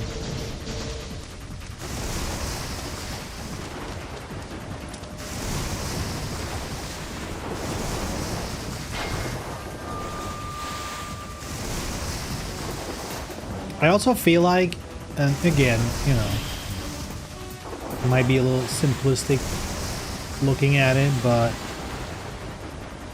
I think if there is to be a new DOA, I wish all stages, or I guess maybe not all, you never want to say all, but a focus should definitely be, in my opinion, on stages with multiple hats of transition, right?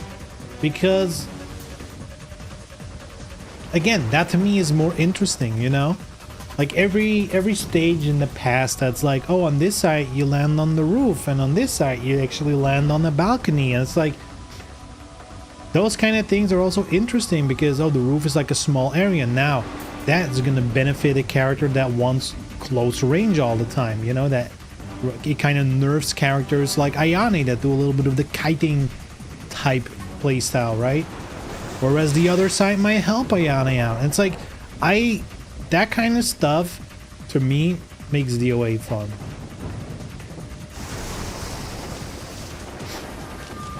Because like knowing your character at that point is also knowing my character benefits from taking this transition. So throughout the fight, if possible, I should work my way towards that side.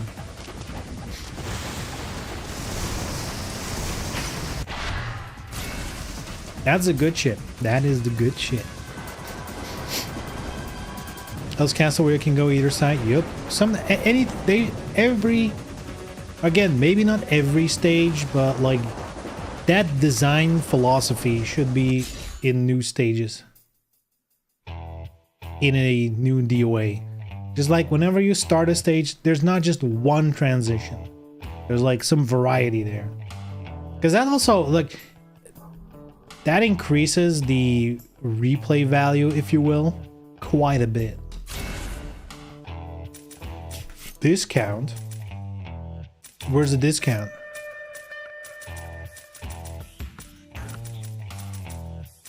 Literally everything costs the same. What are you talking about, discount?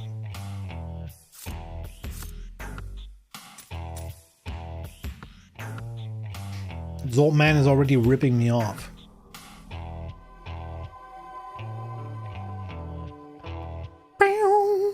Imagine Forbidden Fortune if the Kraken threw you onto the shore instead of the same place. Oh, dude, that's also a sick idea. A randomizer. Like, imagine like the Kraken and just it throws you in like one of 3 locations at random. How fucking insane would that be? Oh!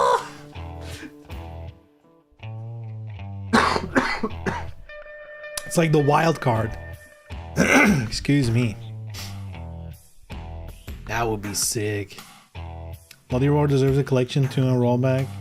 I don't think we're gonna see Bloody Roar anytime soon. I think it's gonna be one of those forgotten franchises. I mean, maybe at some point someone will bring it back. But I think right now, like, fighting games aren't already like the most popular genre in the world. With Bloody Roar, I don't really see it coming back. Unless it's like as a anime game or something, like if ArcSys takes it, maybe. But Bloody Roar in the form that we know it, I can't see. It would have to be modified quite a bit. Let's upgrade the staff. Max stuff, huh?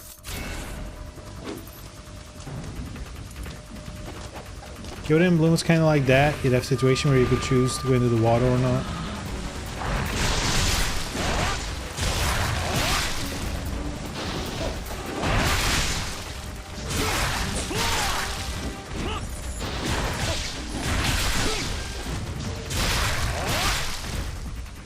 You think Bloody Roar will come back with how not ostracized furry stuff is these days? That is true though.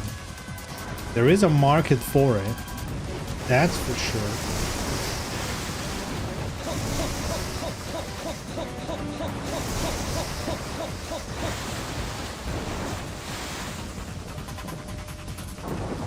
Isn't Bloody Roar like in licensing hell anyway? Like, who even owns that franchise at this point? Does one company even own it on its own?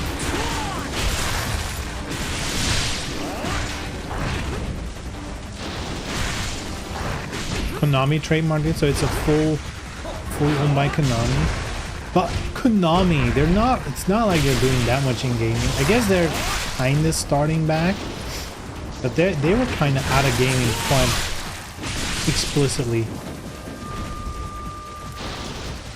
Like, they're going a bit back in with Metal Gear now, but other than that, is Konami really doing much in gaming?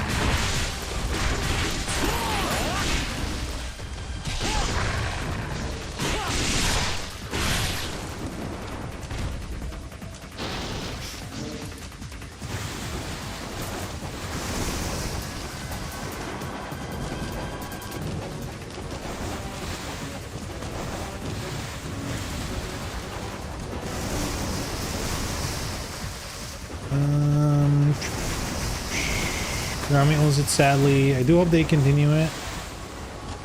I think the problem is, if they continue it, it would need to have a point in continuing. Because if they're just gonna do a quick cash-in, like a nostalgia cash-in, You kind of don't want that, right?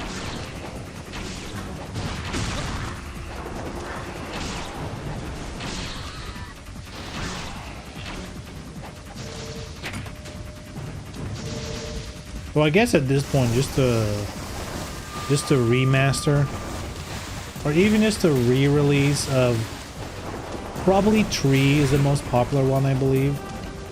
Just re-release 3 with an online mode. I think that will probably go a long way already.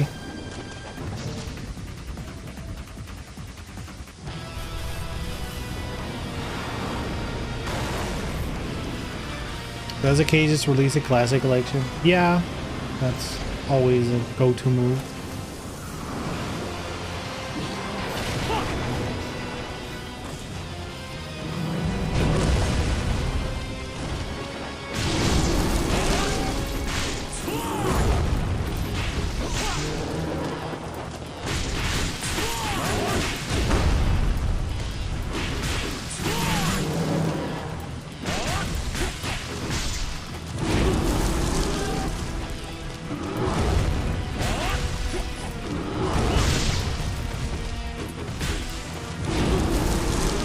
How did that even hit me?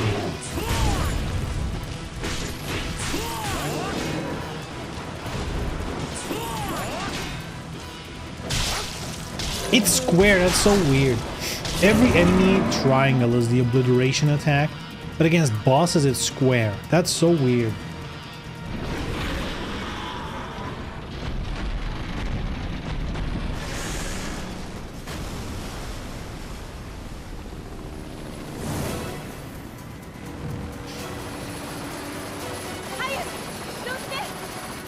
Irene!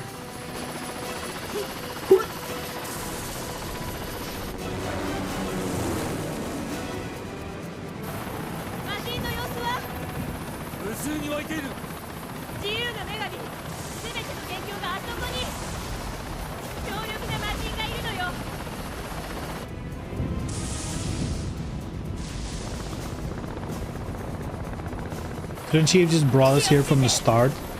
Why did I waste all my time fighting? Should have just dropped me off here from the get-go.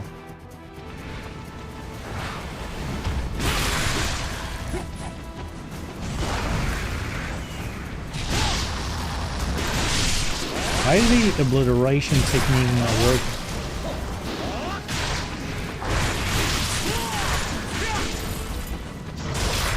There we go.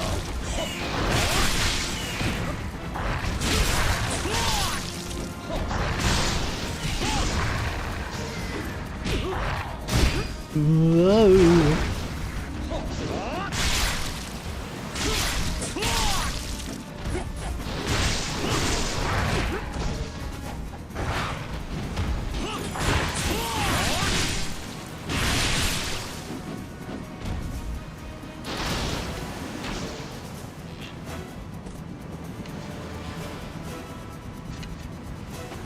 Where's the flying enemy?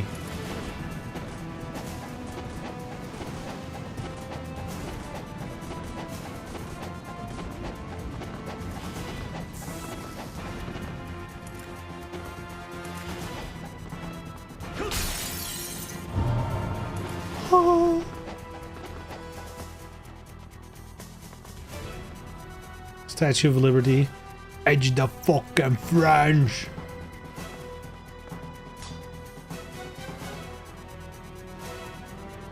They are teaching about the ways of the ninja. Unfortunately, their information is all wrong. Then go tell them. No, we need to stay hidden. Unfortunately, all their information is wrong. Yeah, that's not unfortunate if that's the point, dumbass. Master Ninja. Master Dumbass.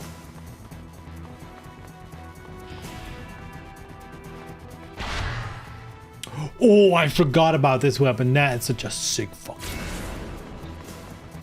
Oh. I love this weapon. Emma's Fang. This section details the history of this statue. Cool. Hey, sick feet. Who's getting excited? Who's getting excited? The Vigor mythology. Sure. Vigor.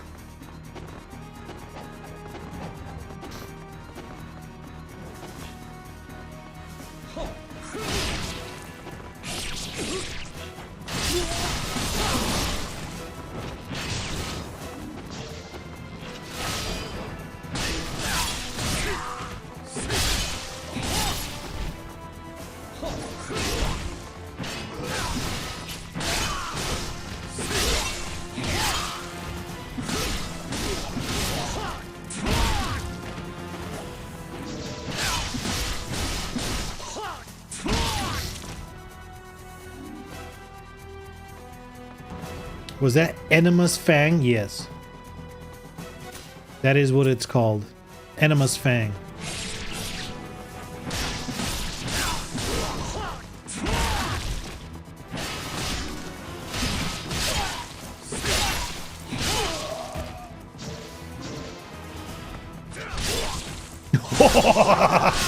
Chop his leg off. Stupid henchman being like, ah! Pfft. Leg gone.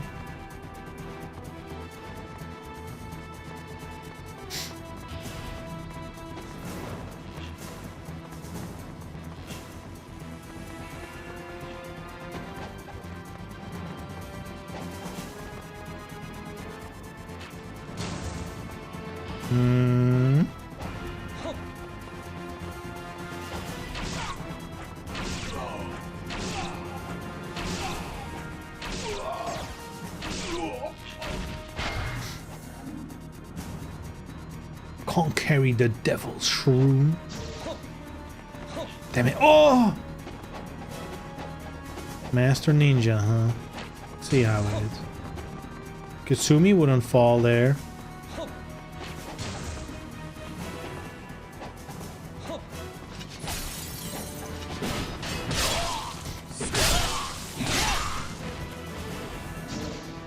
Man, like I know Ninja Gaiden 4 is a new thing. And they got like the new character and stuff. But man, I kind of want a game where I can play as Hayate. I kind of want to see Hayate, like a Hayate moveset in a game like this. Kind of want to see what that looks like. But I'm pretty sure he's not going to be in Ninja Gaiden 4. Though I read that even though it's with a new character, I think the developers have said like, don't look at this as a game, you know, about the new character with Ryu in it. Like, both are gonna get more than enough playtime apparently. So I hope that's true and they're not just like, no, just buy the game with the new character, please. Yes. Hey.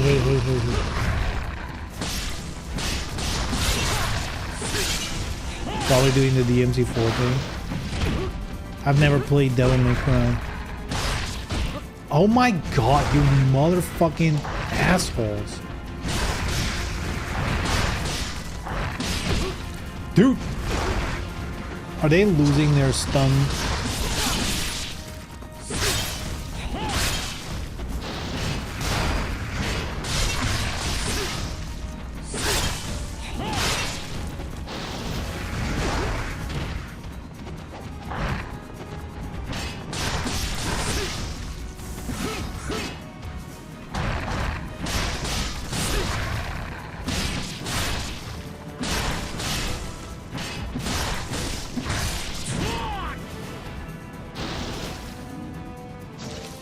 Boom. Yeah, Nero is the new kid in the first half and Dante is a rival. And the second half is with Dante. At the very end it was Nero again, I think. Yeah, I mean it's clearly in a way where, you know, the new kid is like looking for Ryu. Like, I'm gonna fight Ryu. And then there's gonna be a reason why they're gonna team up at the end or something. At this point, like, they can do whatever they want with his story and whatever. but please make like mission mode type shit and give us access to like Ayane, Kasumi, Hayate. I don't care. Like, put optional characters in there, please.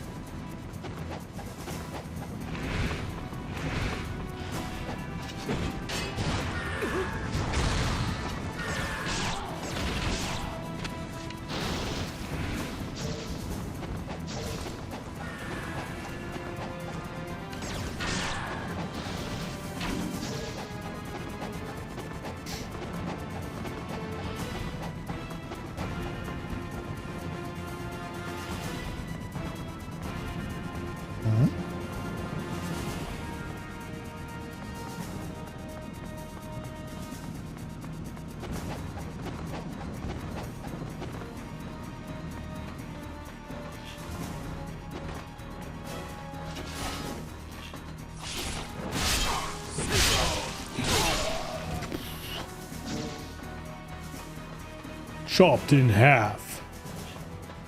Beautiful stuff. Hey, let's go. Ooh. Just a little bit. Oh. How's shooting at my eye?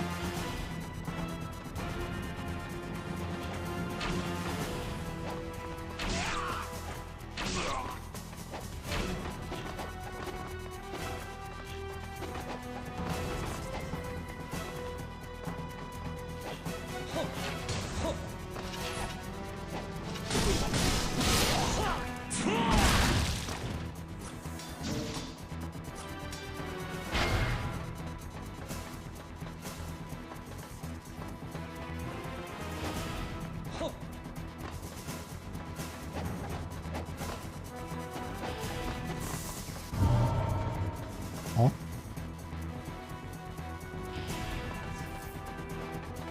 Huh?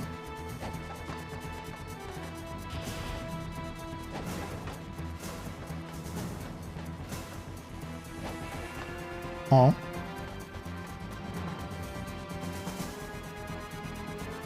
Now what? There? Back down? What the hell? Oh, the elevator? Oh. Bing bong.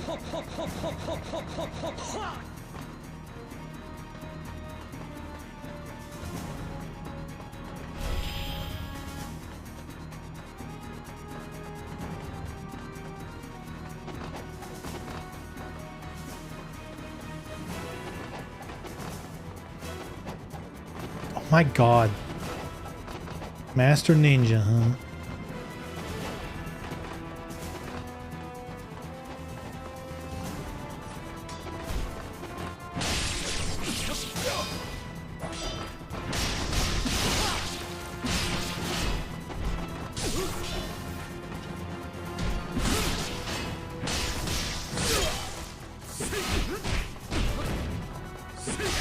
Dude, what the fuck? Why does that keep missing?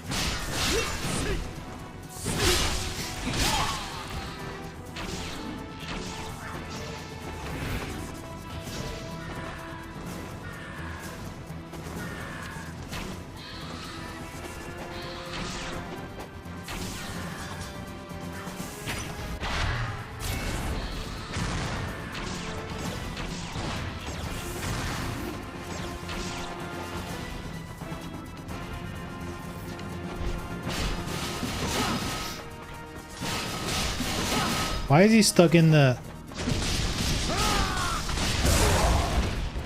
Huh? How did I do that?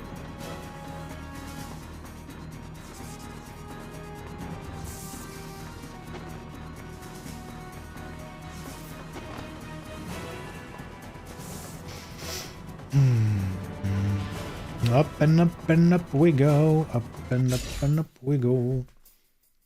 Wow, wow, wow, wow. Hey, when are we getting those discounts on, man? Discount me up, man.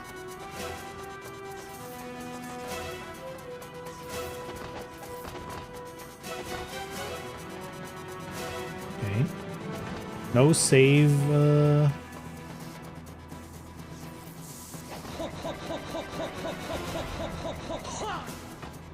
God, this game's tight.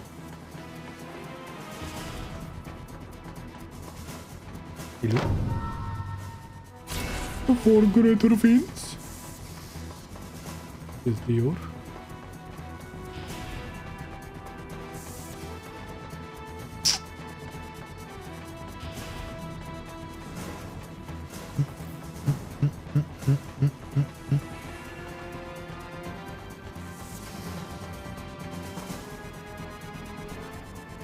After 10 skulls? Oh. Well, he's being greedy, huh? 長いこと忘れていた。忌まわしき竜の一族、匂い。 I recognize that stink. S tier character in DOA. Overpicked and overused. Smell it from a mile away. プラズマ渦巻くスバルの輝き、オリオンの大星雲に響き渡る美しき白我が名はアレクセイ。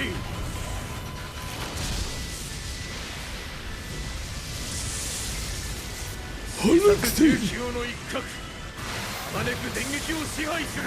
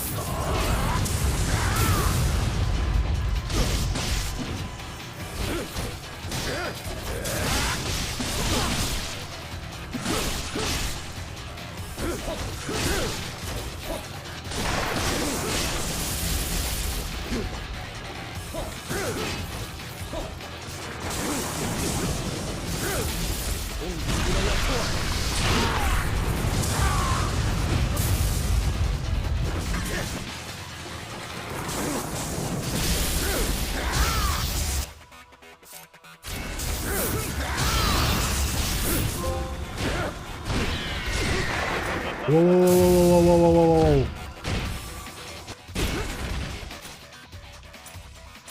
Whoa, whoa, whoa, whoa, whoa, whoa, whoa, whoa, whoa, whoa,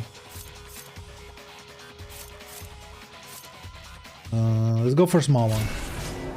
That's really not a lot. Fuck.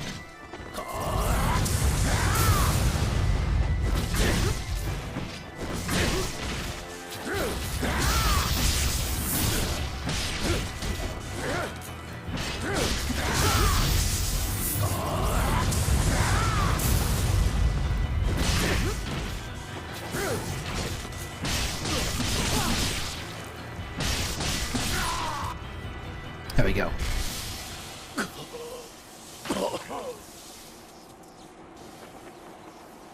Dead forever. We're never seeing him ever again. この罪は重いぞ。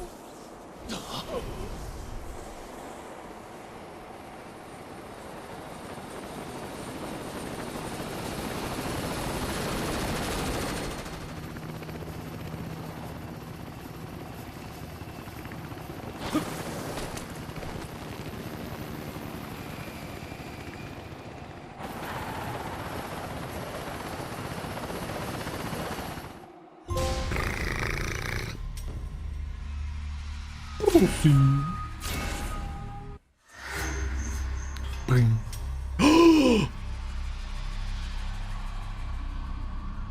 Mommy G time. Yes, sir.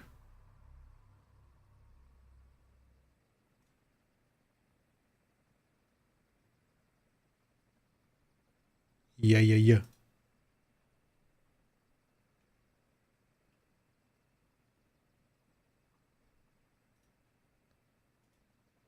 All right.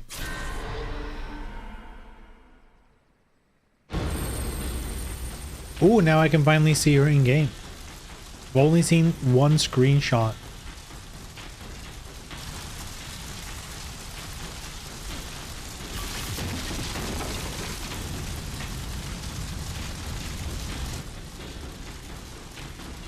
There she is. But it's not her. Oh god, Tengu?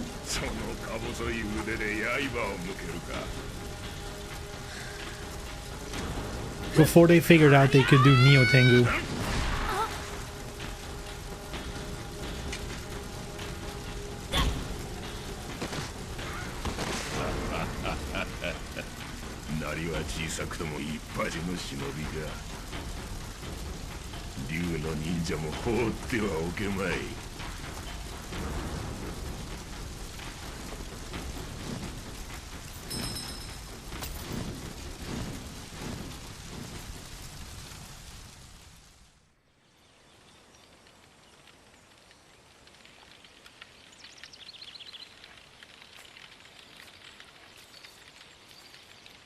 Oh shit.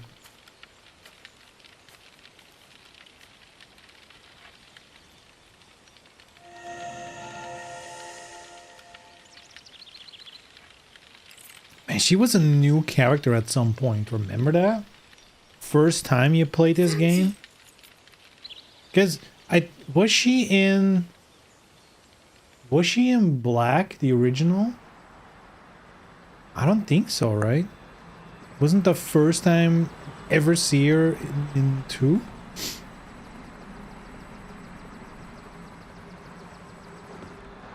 She was in Dragon Sword, the DS game. Oh, that's right. That's right. But like, I mean, for realsies.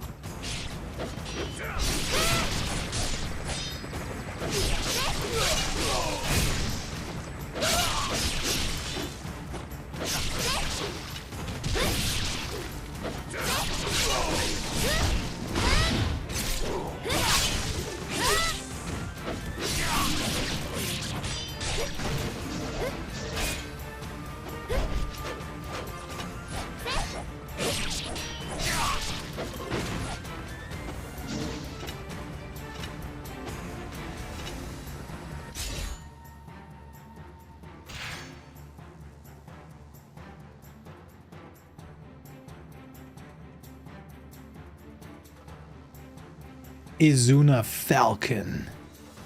Alright. Damn, she really doesn't have a lot of moves, huh? Sheesh.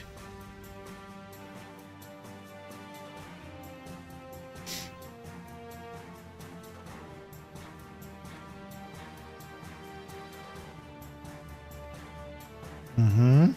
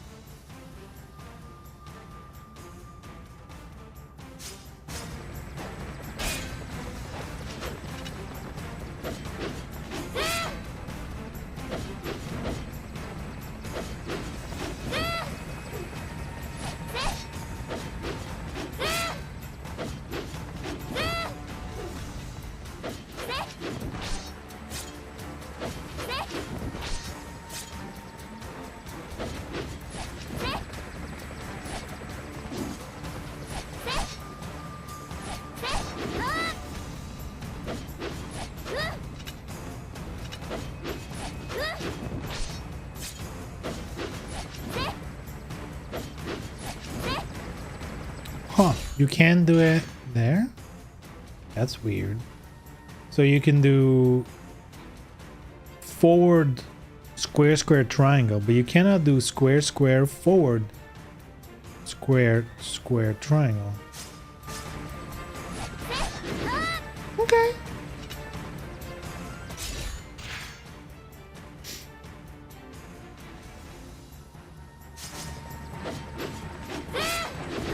Whoa.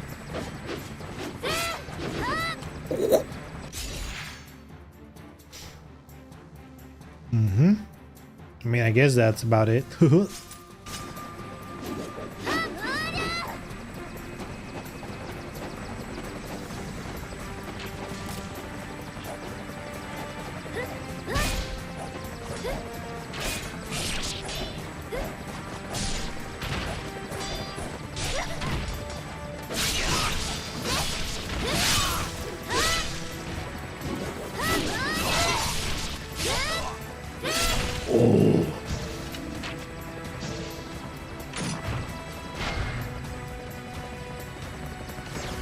She has a bow too. Man. I feel like they should have given her a different ranged weapon. Like throwing spears or something.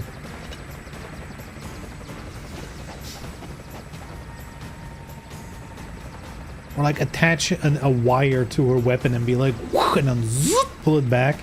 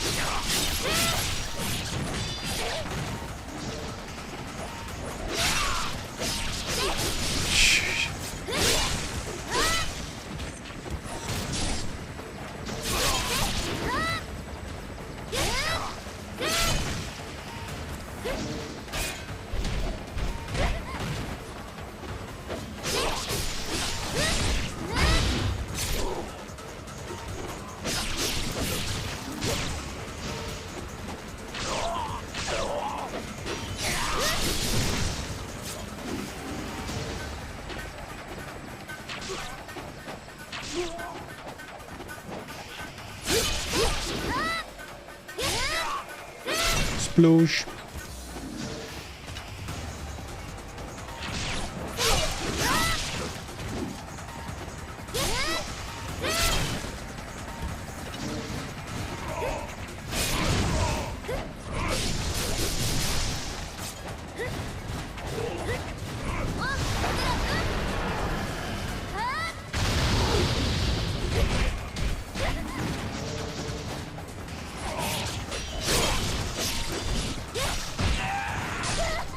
Hey, hey, hey, hey.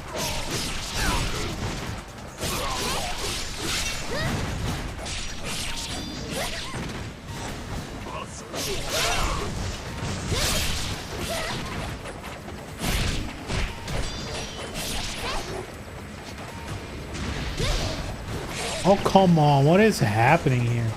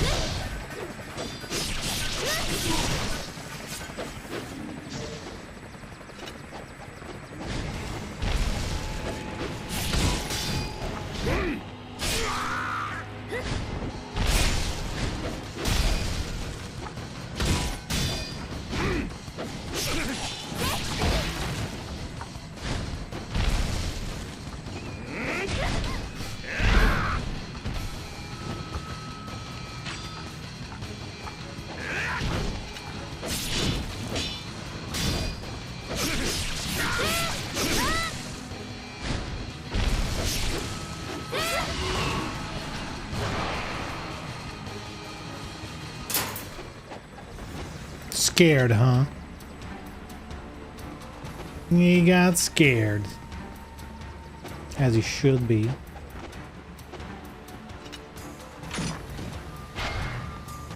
Yeah, what's my, okay. 2 of each.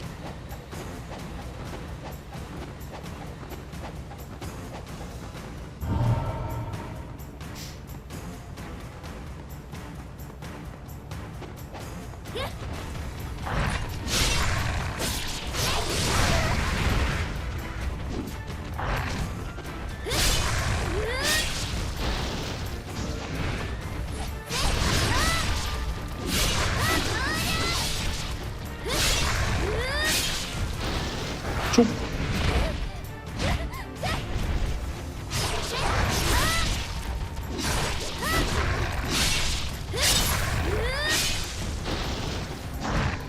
Uh-oh.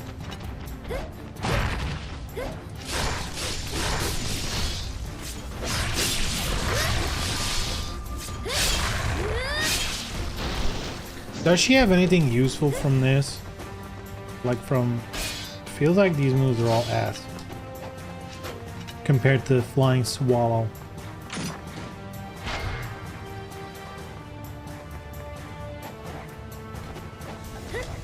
Or from her double jump?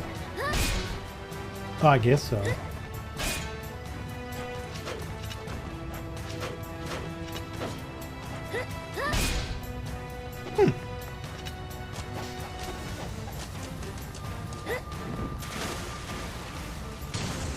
I always loved this part, this stage. I always liked it.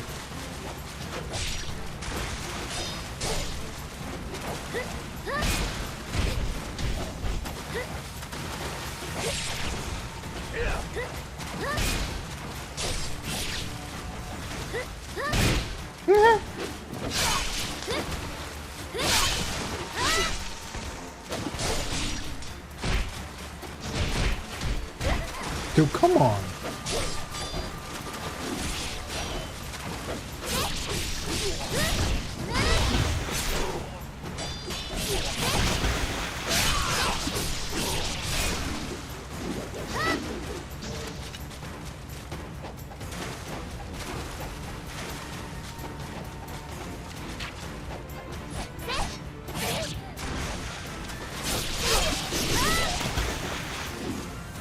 She is noticeably worse than Ryu, which is kind of annoying.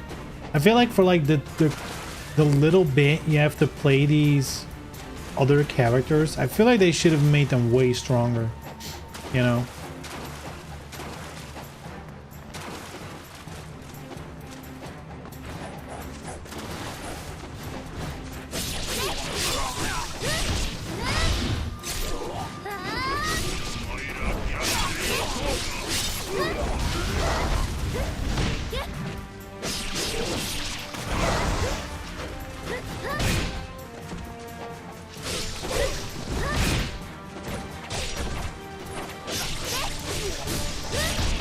Bonk.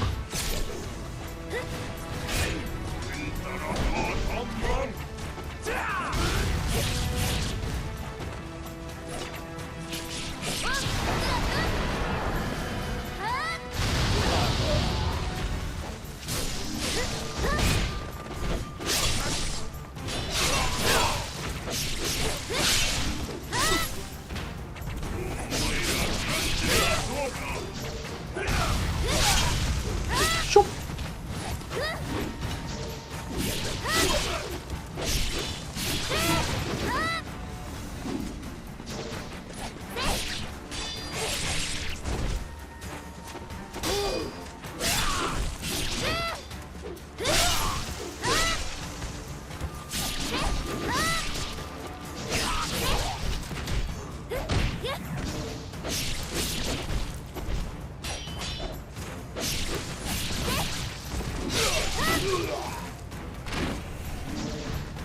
Die, bitch.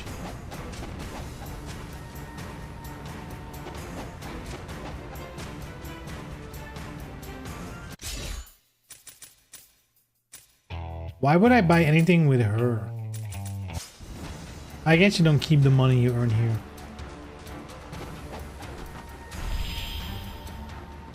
Oop.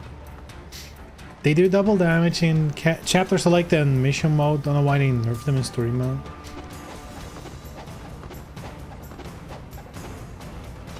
Maybe it doesn't matter as much for the low difficulty.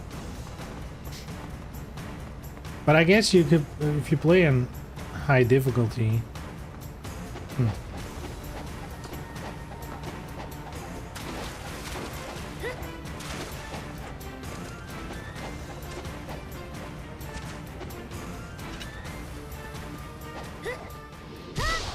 Oh! I forgot about that.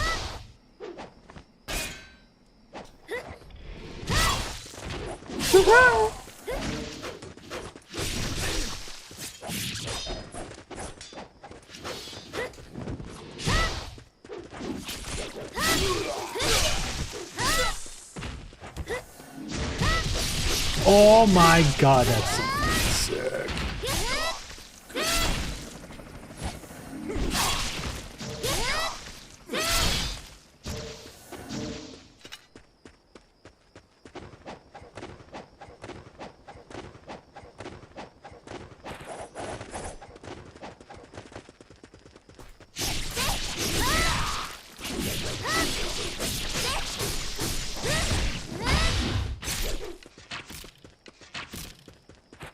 Are you still alive?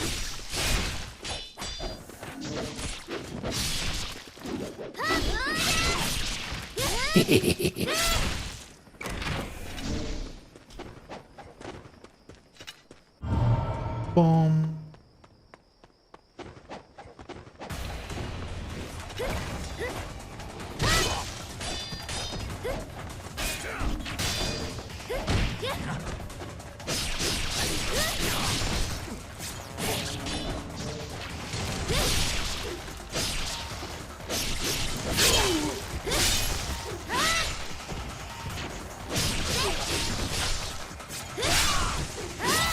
Chop.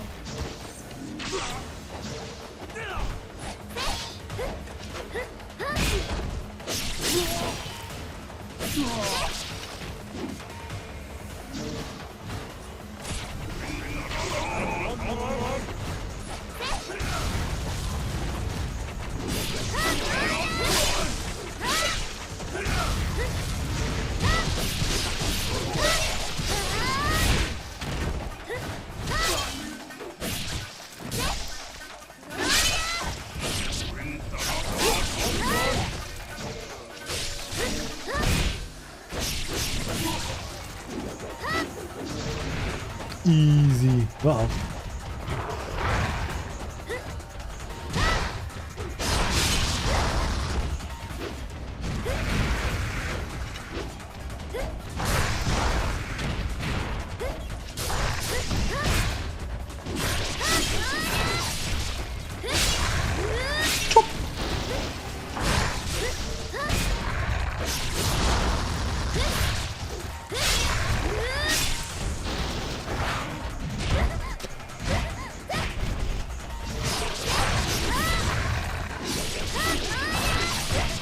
What the fuck? No stun at all? I hate that.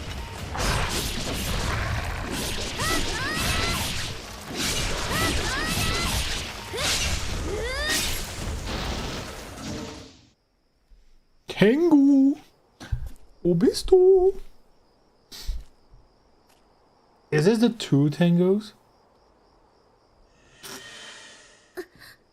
Halo Red and Blue?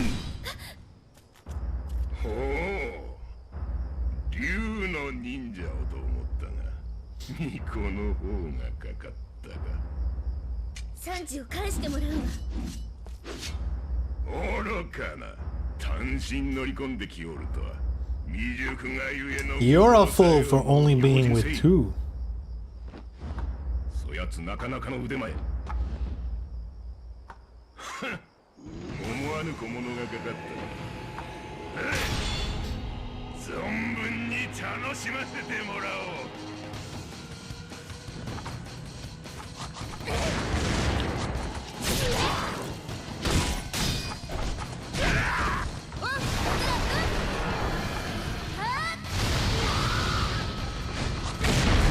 Dude, he's doing cheating items.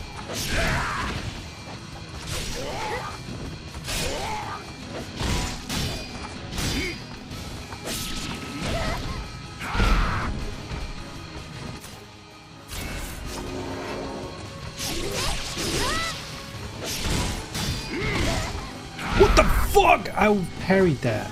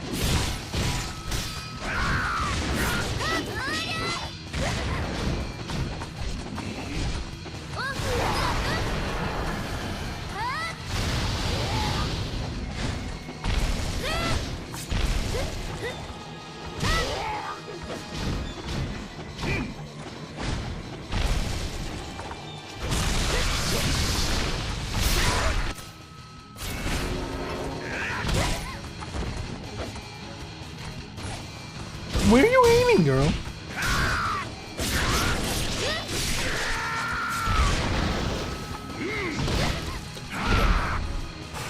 Blockable.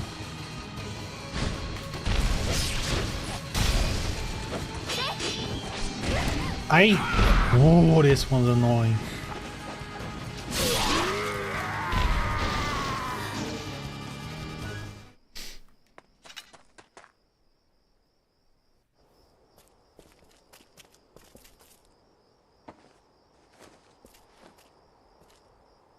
Sanji, Sanji.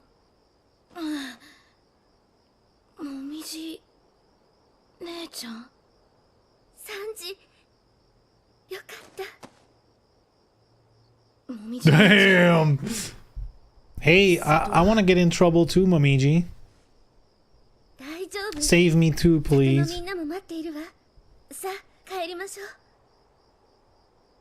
う。お姉ちゃんが守ってあげるから。忍びになれるその日まで。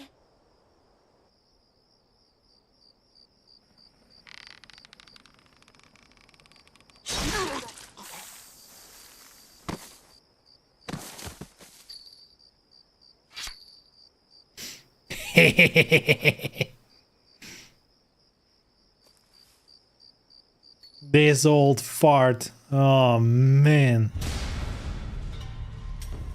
Yoroshui.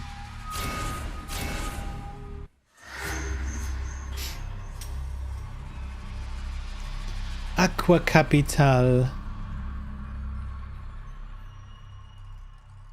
This is also where you play Ayane, right? In this area. Not this chapter, but this area. I think, however, I'm gonna call it a day. Oh man. What a fucking game, dude. Oh, what a game.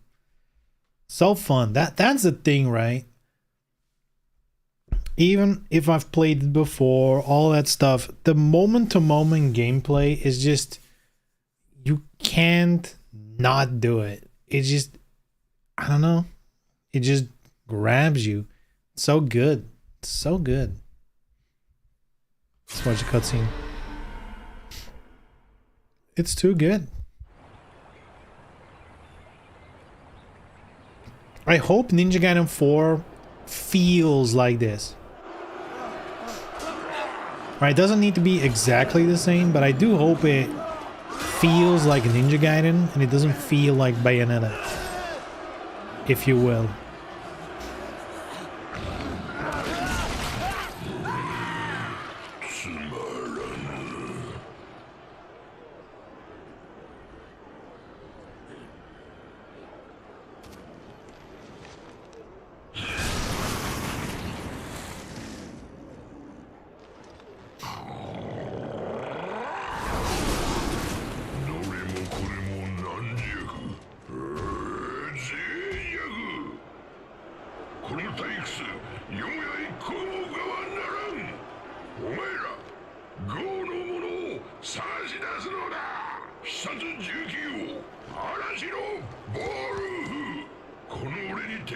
Damn, it's Bass in costume.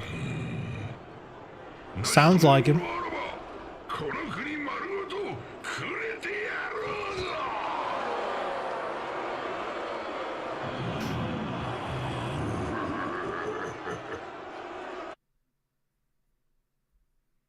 It's Bass in his fursuit.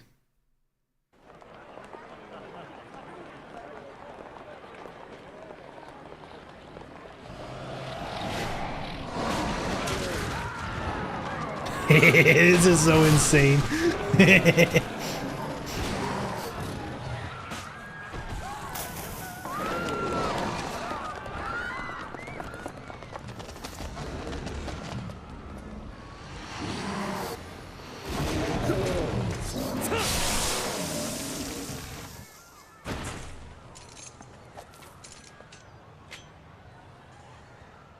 Dude, this game is so fucking sick.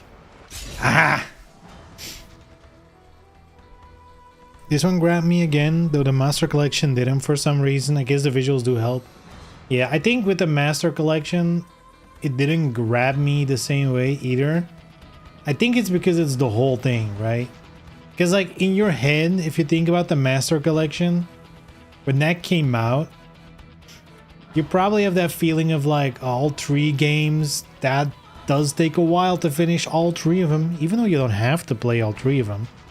It definitely feels that way because it's like one big collection. But this one is just like, oh, it's just number 2, fancy new graphics. It's like, you know what? Fuck it. Right? It's just number 2. We can do number 2.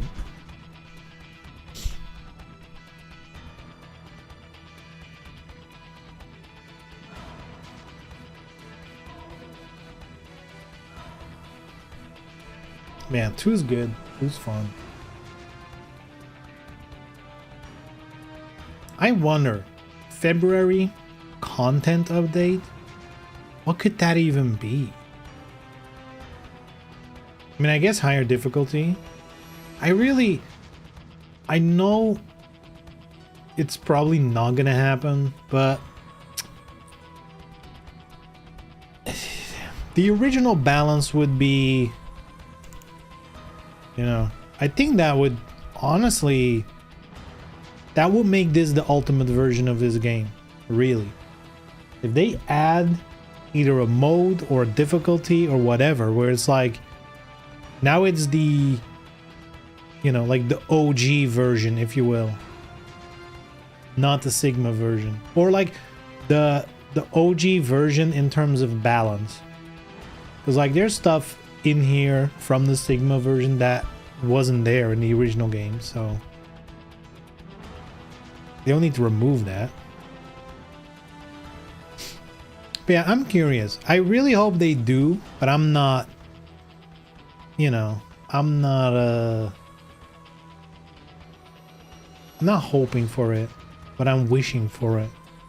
That makes sense. Like Emma's Fang, yeah.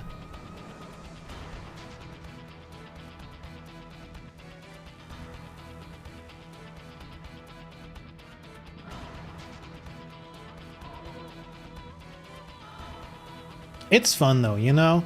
Like the Master Collection felt like, I mean, the Master Collection was good because we kind of needed those games back on modern systems in one place. That was good, right? We, you know, access on modern consoles, on PC, fantastic. Right? Especially the Master Collection for PC, I think is especially good. Right? But this game being here, Ninja Gaiden 4 coming out, it does feel like there's a little bit of life back in the franchise that the Master Collection didn't feel like it was, you know, it was doing. The Master Collection almost felt like, you know, it isn't, but it almost felt like an obligation, while this feels like, okay, we want to promote 4, and as a bonus to do that, we need the available now thing, which is where this comes in. Probably some costumes. Maybe they'll do a new Dynasty Warriors collab. Who knows? Or add the costumes that were already in other Sigma Plus versions and whatever. They can be like, look, it's new. A half-assed the Master Collection and then at least 3-4 ass this. Wait, that's more than half-ass. That's crazy. And it still holds up. That's the wild part. Yeah, the Master Collection, I mean, it works. But at the same time, the Master Collection was like, you know, oh, on PC, this is just gonna run at double your native resolution. Because that's how we're gonna do anti-aliasing. Just downsample. Which still is insane to me. Thank God it ran pretty smoothly in twice the... But I guess if you have a 4K monitor, or maybe it just runs at 4K then, who knows?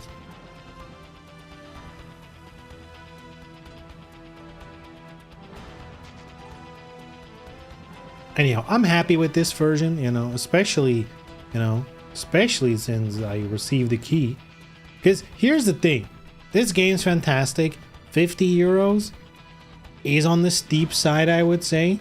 I can see myself paying that for a physical copy of this game. Which, there's also like weird information surrounding that, like it's coming, but only on PlayStation. And maybe only in Asia. I haven't really confirmed that, really. It's for sure only on PlayStation, a physical copy, which is weird to begin with. But is it only Asia? I know Play Asia are the ones that publish it, I believe. Or they're the only store that's gonna get it or something. I don't know.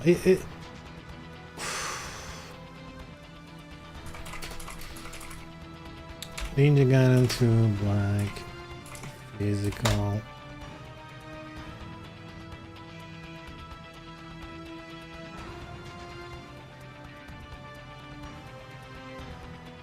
Let's see what IGN says. Physical release, PS5 only. Play Asia said it partnered with Koei Tecmo to exclusively release PS5 physical edition of the remaster on March 27. No mention of Xbox. Okay. And that's in the information. So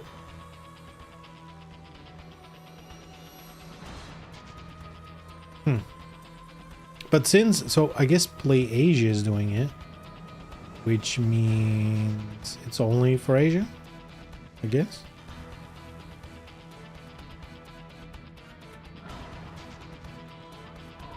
Let's search on their website, shall we?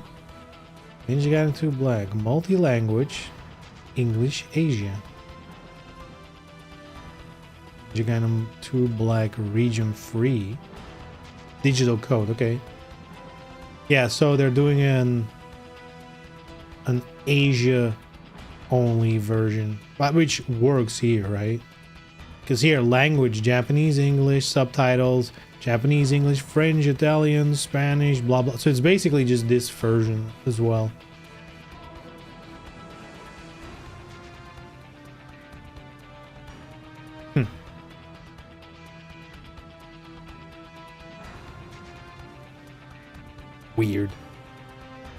Weird.